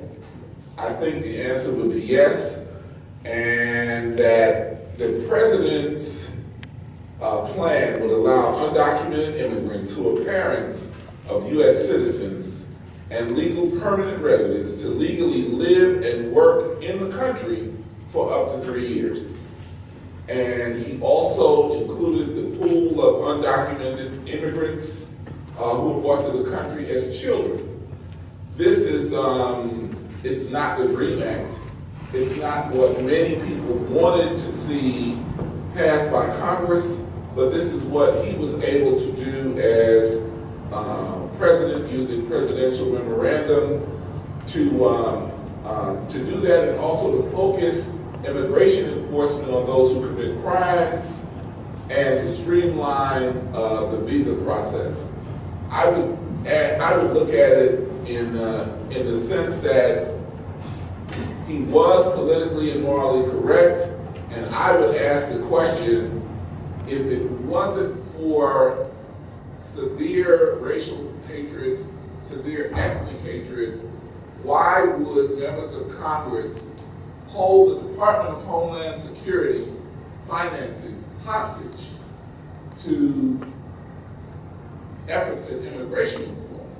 So they're willing to, in some instances, cut off their nose to spite their face because they're saying they hate the idea of immigration, more immigration so much, and they hate more of you people of color, people of color coming into the United States so much that they won't have any funding for Homeland Security and leave the country, relatively defenseless to people who want to do us serious harm. That should be a wake-up call to everybody, the extent to which non-white people, people of color, and people who speak languages other than English and may have religions other than Christianity are really hated and ostracized in this country.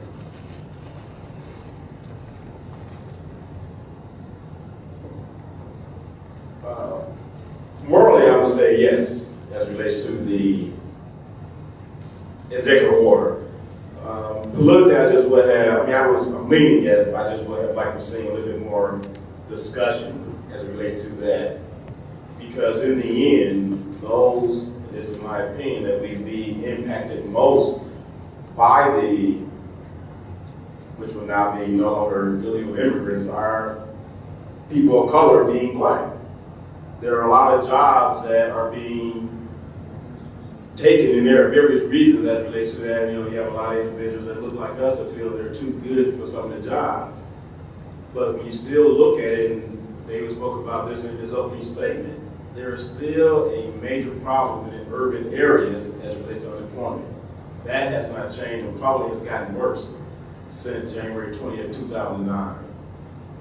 With the illegals that will now become legal, which we're pretty much doing already anyway, anyone at Presidency College and University, that foreigners that come over here have a certain period of time, even being in the employment area, you have a certain period of time before, your green card expired and all that, so it's nothing new, it's now official that will allow them to be here on a more permanent basis. Even the children that were born here on American soil, that has not changed.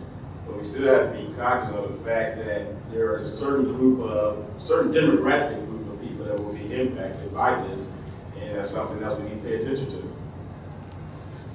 I would say I agree with that, because I guess in Mississippi you have a lot of low-paying jobs, and there are factories, and I'll point to one that's in a city near my hometown. It's a Tyson's chicken factory, and traditionally they had a lot of African Americans in the community who took those jobs, and they were low-paying jobs.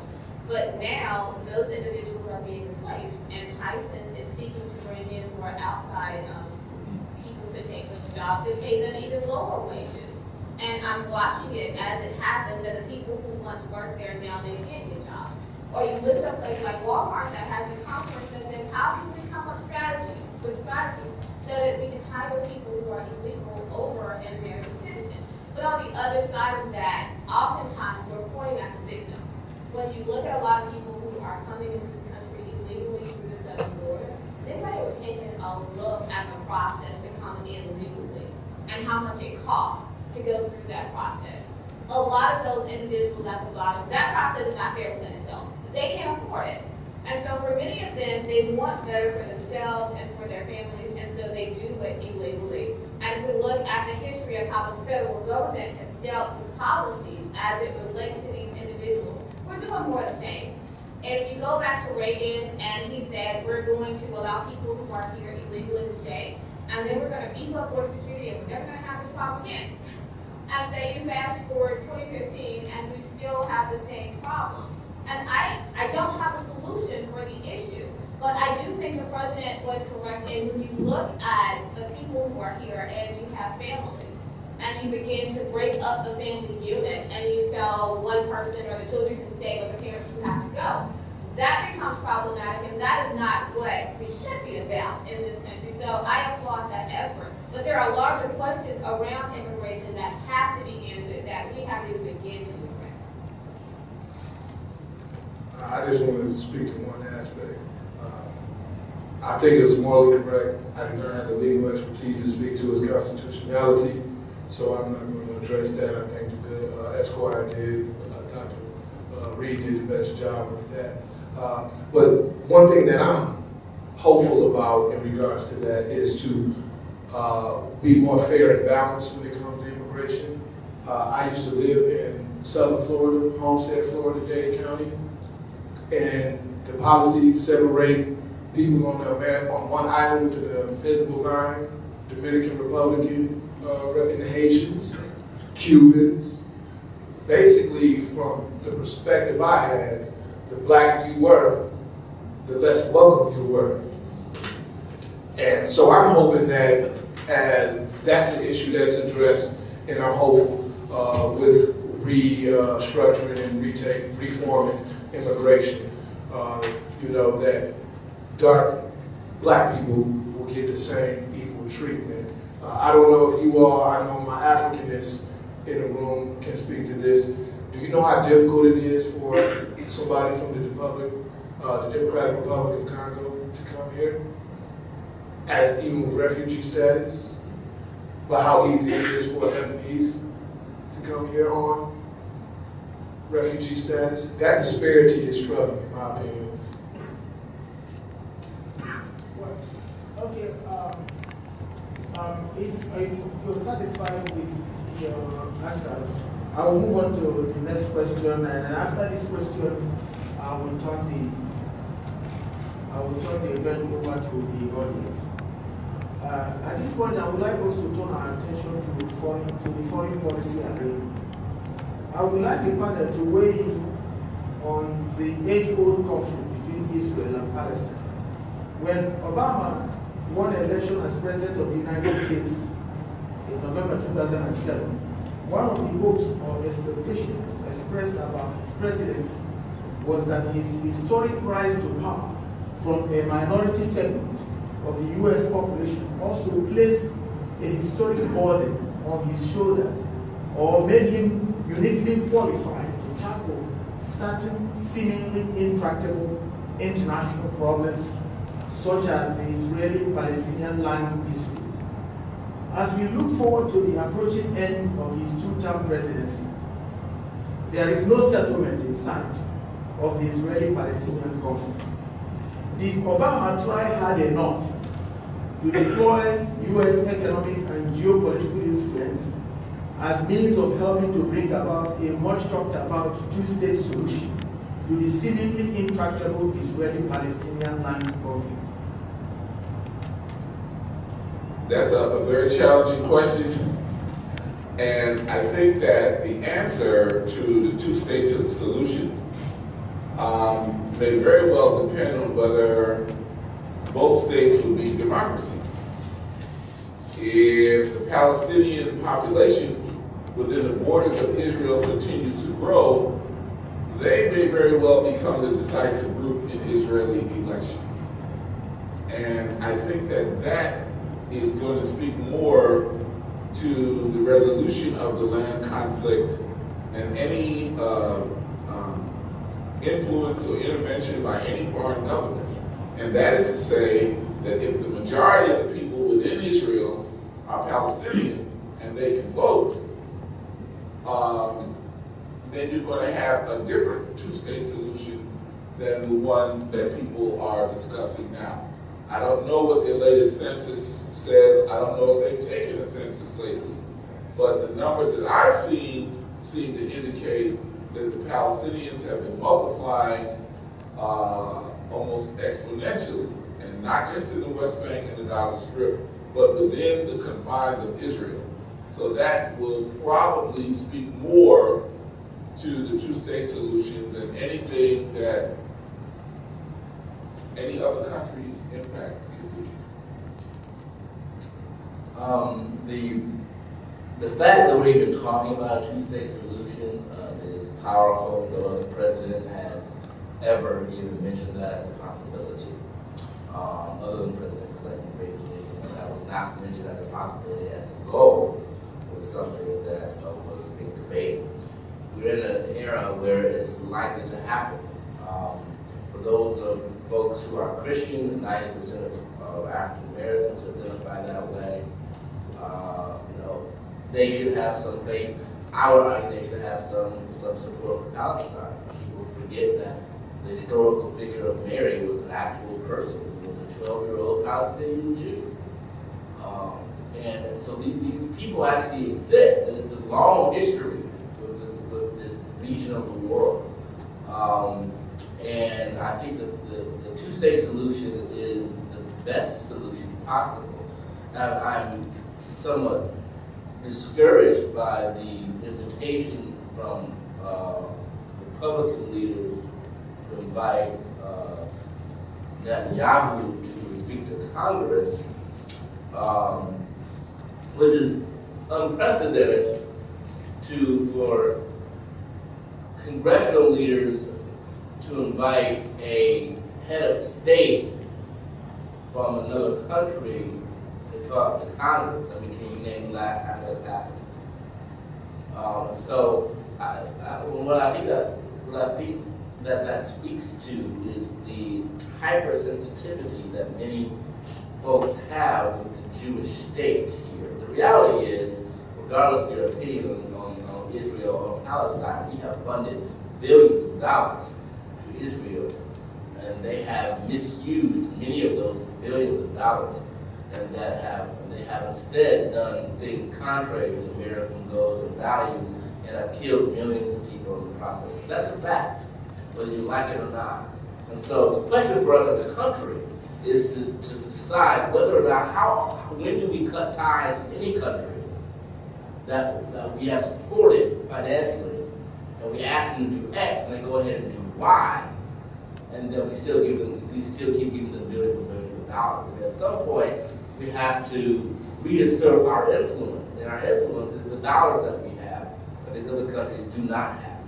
And I think the 100% support of an Israel state without any consideration of Palestine is not only morally wrong, I think it's historically inaccurate, and I think it's dangerous for American national security. The biggest problem, and I agree with Dr. Perry, is the invitation by the Republican arm of Congress to invite Netanyahu. But one of the things I will differ on with Dr. Perry is the fact of the monies that we give to Israel, that is the one country that spends the money we give to them at a higher rate than any other country that we support back into the U.S. So that contribution to them or assistance to Israel would never end. Capitalism, dollar, money talk. How this situation will be resolved, we don't know. It's unfortunate, because President Obama does not plan on visiting with Netanyahu, the Prime Minister of Israel, while he's here. And I don't blame him. I don't think that there's an election coming up in Israel. I don't think it's fair for the president to take sides on that election so close to the election. So I understand him not wanting to spend any time with him. The embarrassment that the Republican Party is trying to do to the president, I think, will be something that will fall on their face, because they are doing it for no other reason than to embarrass them. But at the same time, we have to be careful as a country, and the president has to be careful, knowing that those dollars we give to them is spent right back, or given right back to America at a higher rate than any other country that we support financially.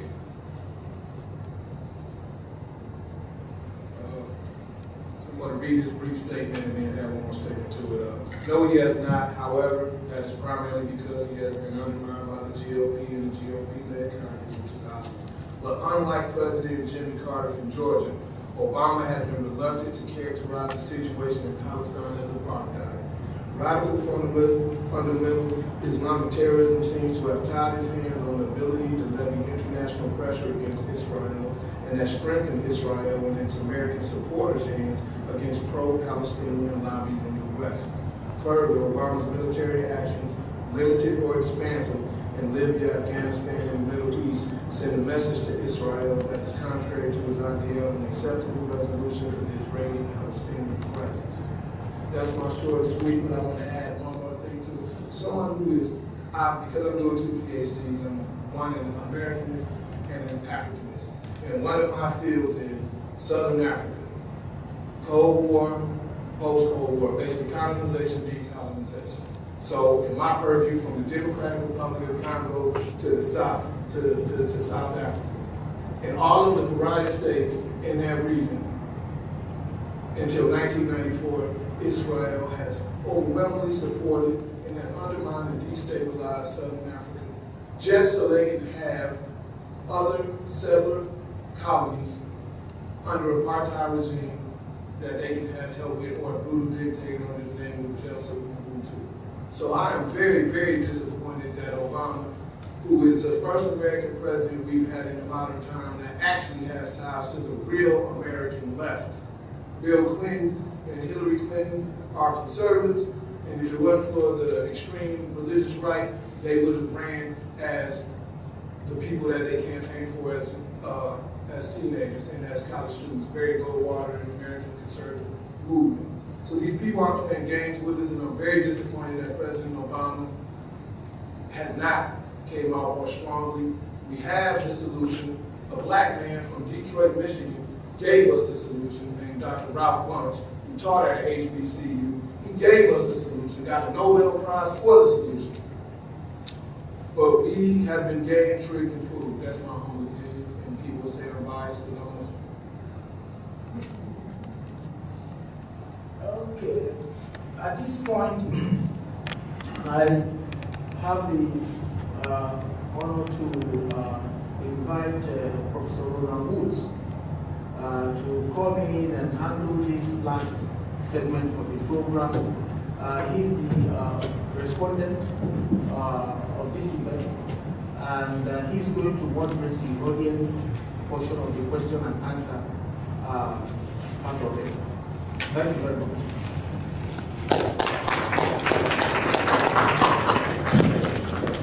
Thank you, everyone. I know our time is short, and you've heard too much from this side. Let me try to take 60 seconds, and then I'll come to you. Trying to integrate a few observations and interactions with what has been said. Number one, that the Obama presidency, I would suggest, is a chemical agent that has sort of worked away at a foundation that we thought we had already come to the bottom of. But the Obama presidency has put a new kind of agent on that, and what has surfaced is the incrustation of American history that had yet not come forward. Number two, the two-party system does have many flaws.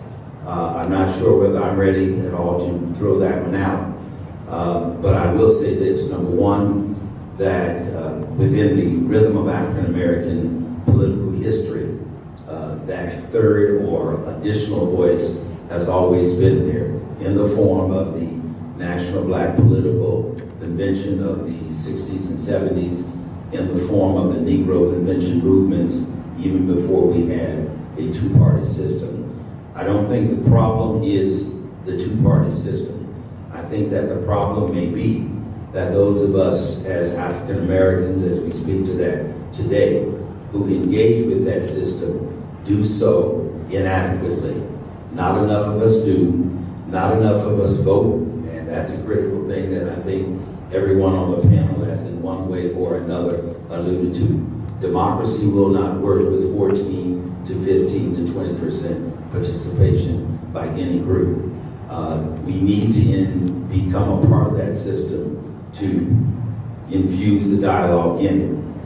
The other thing that I would say is this, and it has to do largely with the issue of the presidential voice. I know we have taken to task that presidential voice today. Let me say this, that presidential voice has added something critical to American presidencies, and that is a dialogue on race. Now, there may be speeches, they may fall inadequately, but the bottom line is that they have injected a presidential voice where that voice has traditionally been absent. The Equal Justice Institute, which is a institute out of Montgomery, last week issued a report updating the numbers on racial lynchings or racial terror lynchings. And it said that between about 1885, 1950 or so, we can document 4,000 racial terror lynchings, higher than we had thought. And when we say racial terror lynchings, we are not talking about those lynchings of African Americans as a result of criminal or quasi-criminal proceedings. And so it points out, during that period of time, the presidential voice has been absent. So whether it is a speech, whether it is someone coming from the White House, it is important that that voice be there in a way that has never been before. Let us move around the room and try to get some observations, questions. Dr. Perry.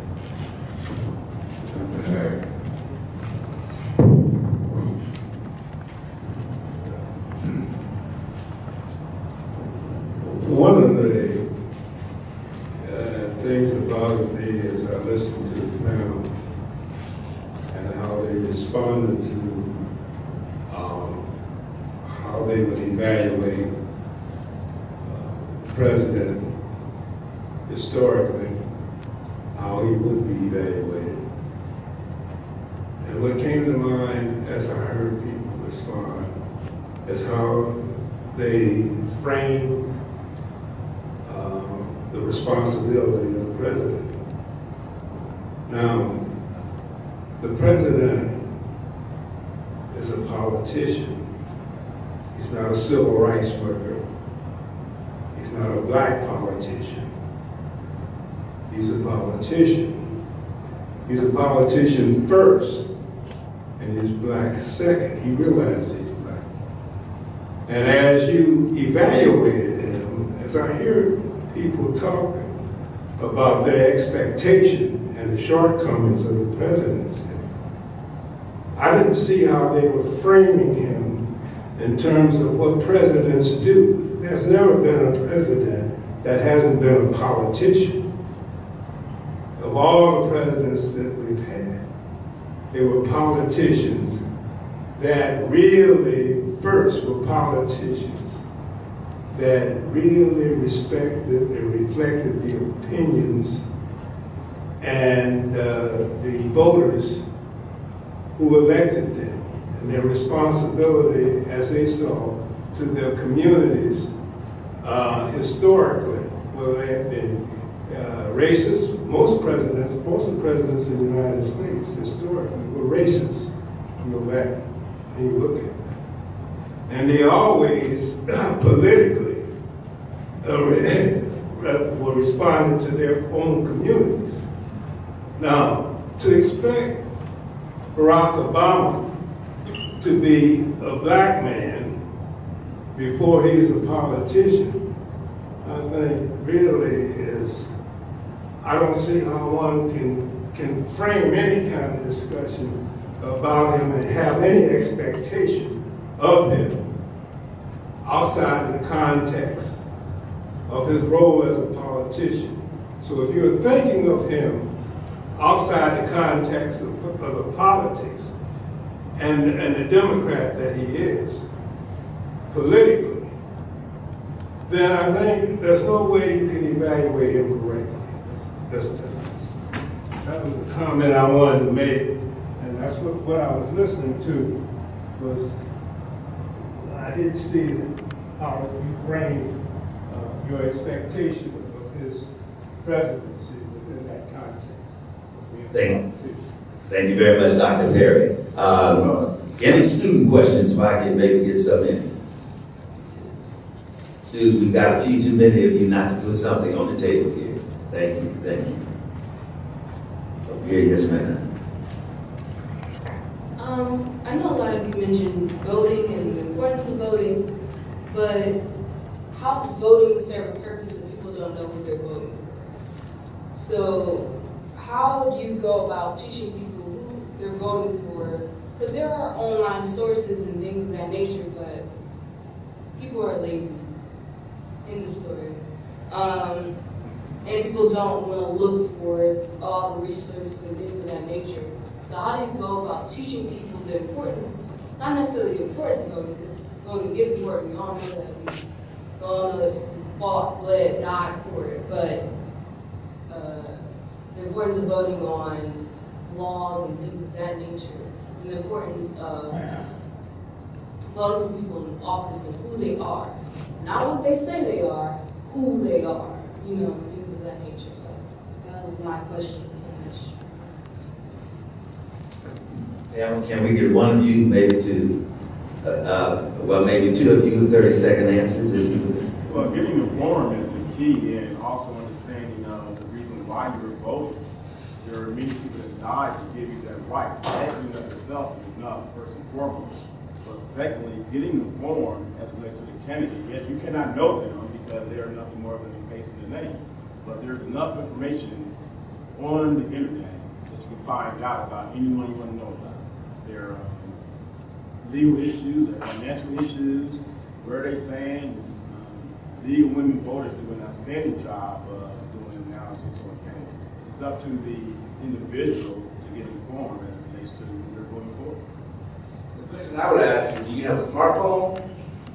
You have a smartphone? I'm not saying me.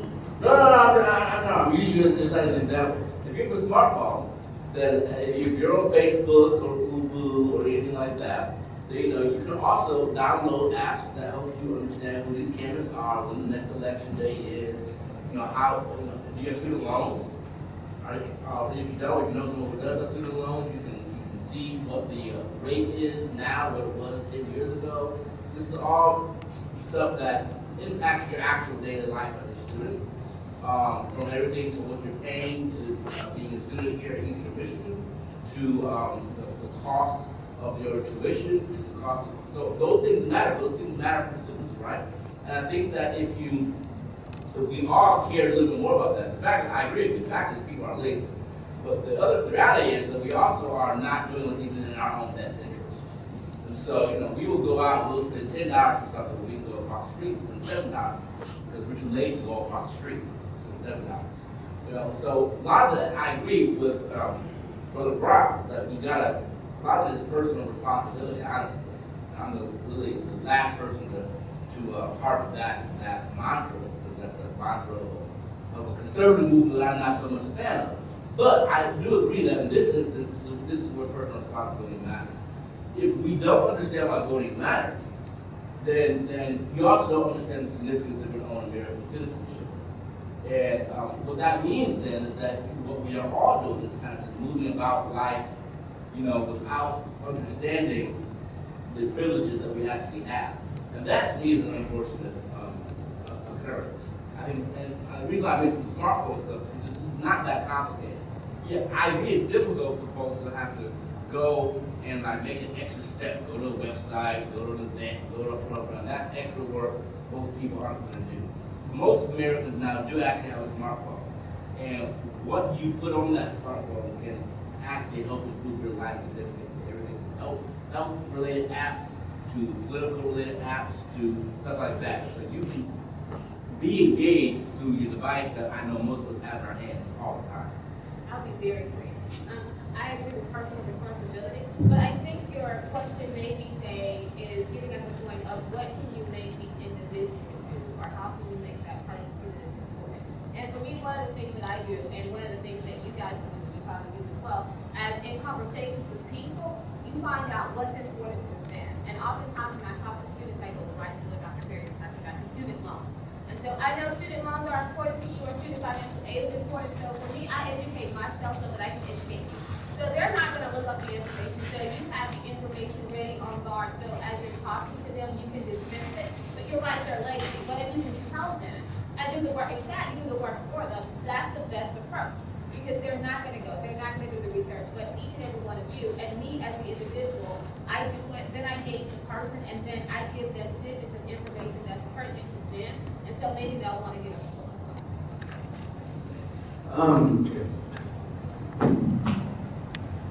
When we reflect back on our history and we look at the late, great Dr. Martin Luther King Jr. and his speech, I've been to the mountaintop, Dr. Martin Luther King addressed one very key political term when we're dealing with politicians. If we're looking at President Obama or any politician in terms, we have to look at financial responsibility. Now, Dr. King had mentioned in his speech, I've been to the mountaintop, about investing in a private-owned bank central around the black community. Now, we all know that politicians cream, or in other words, cream casuals, everything around me.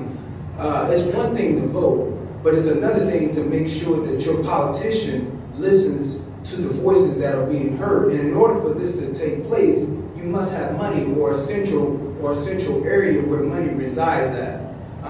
So my question to you is, what's important to me? It's one thing to vote, we know this, but it's another thing to have something like a Tulsa, Oklahoma, Black Wall Street, where we have a central area where black communities and families not only are instilling their family values economically and educationally, but more importantly, we have financial stability.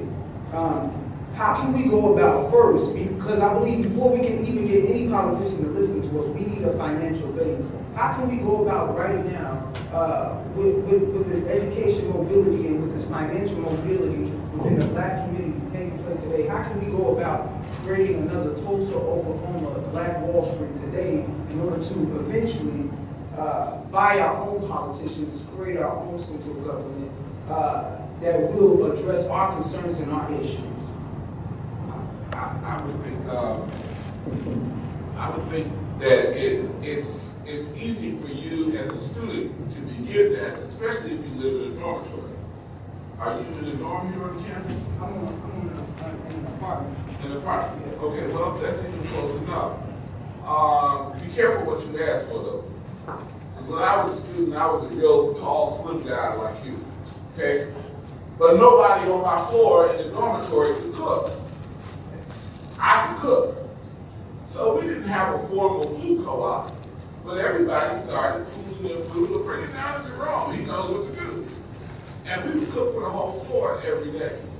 And I say that because I believe that cooperative economics is the step for this generation to take.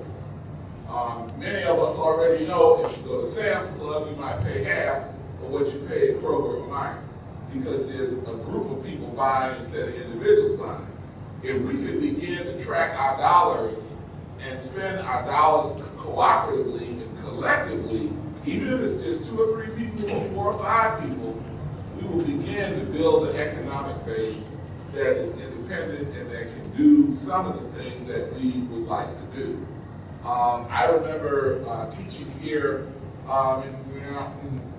it was a long time ago, but my students actually took over student government.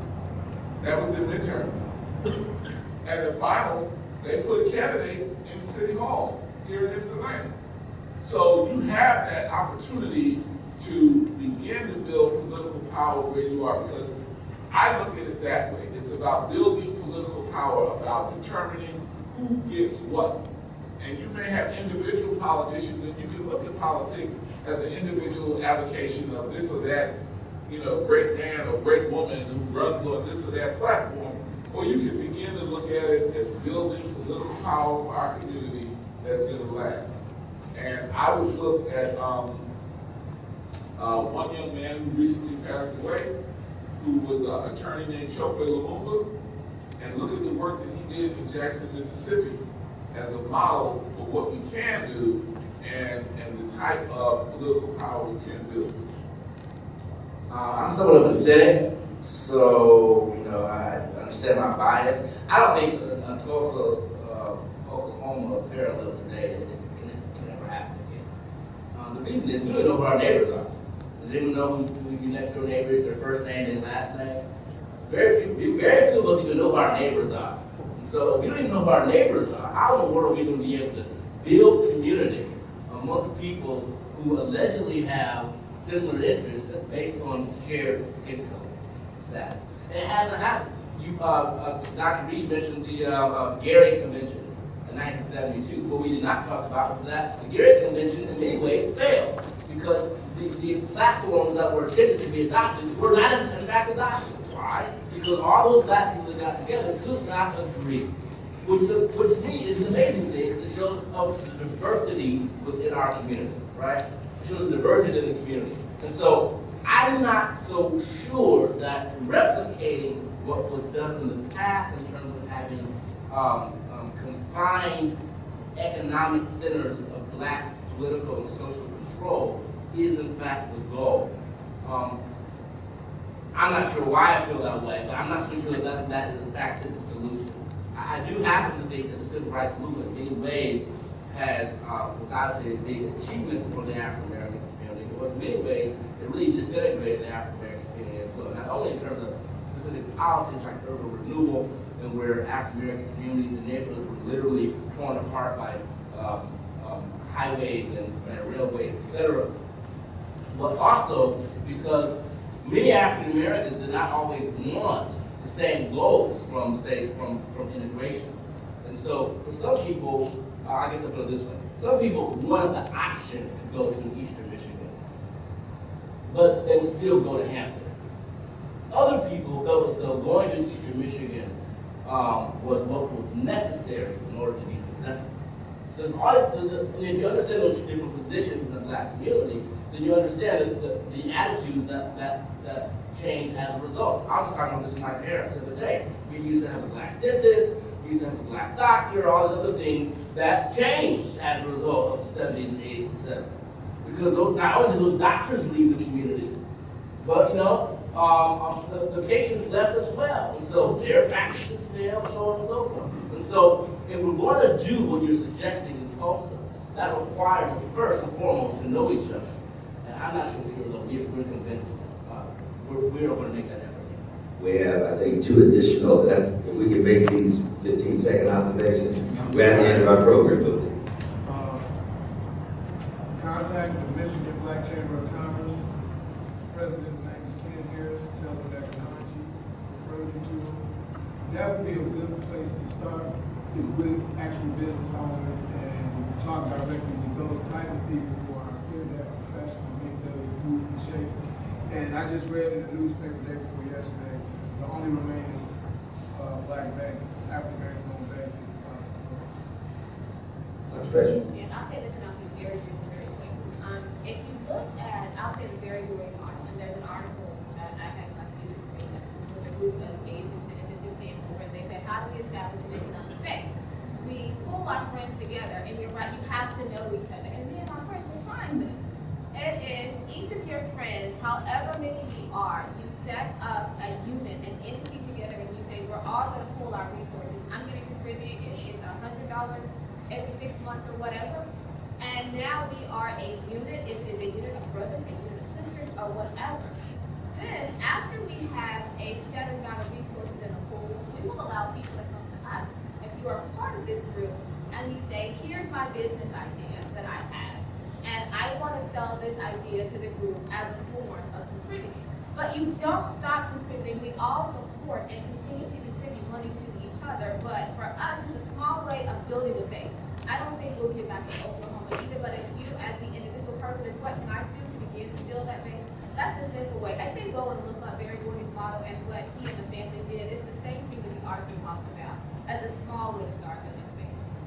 Thank you. 15 seconds. I think it's important that we remember to vote in our state and local governments. The federal government voting for president is important, but it's not the only thing. It's not what directly impacts us.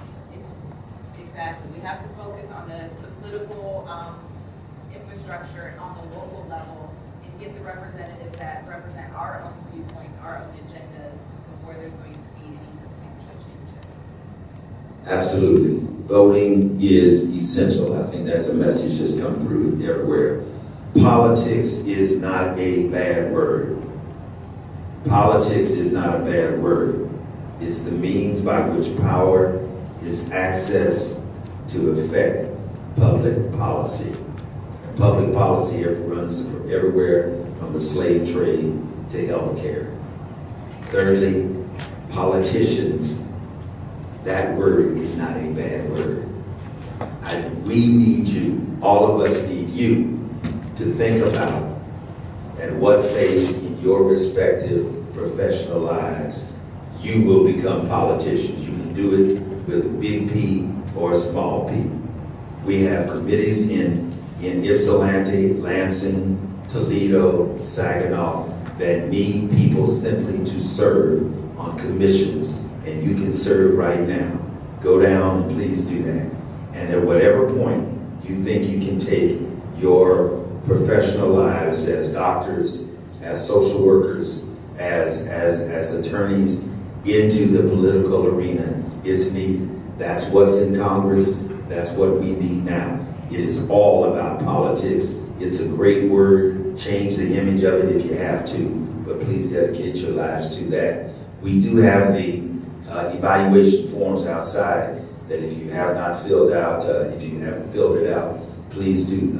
Dr. Okafor, any concluding words? I just want to say a big thank you to all of you, to the panelists in particular, and I wish you a safe journey back to your respective homes and your respective dormitories. Thank you very much for coming.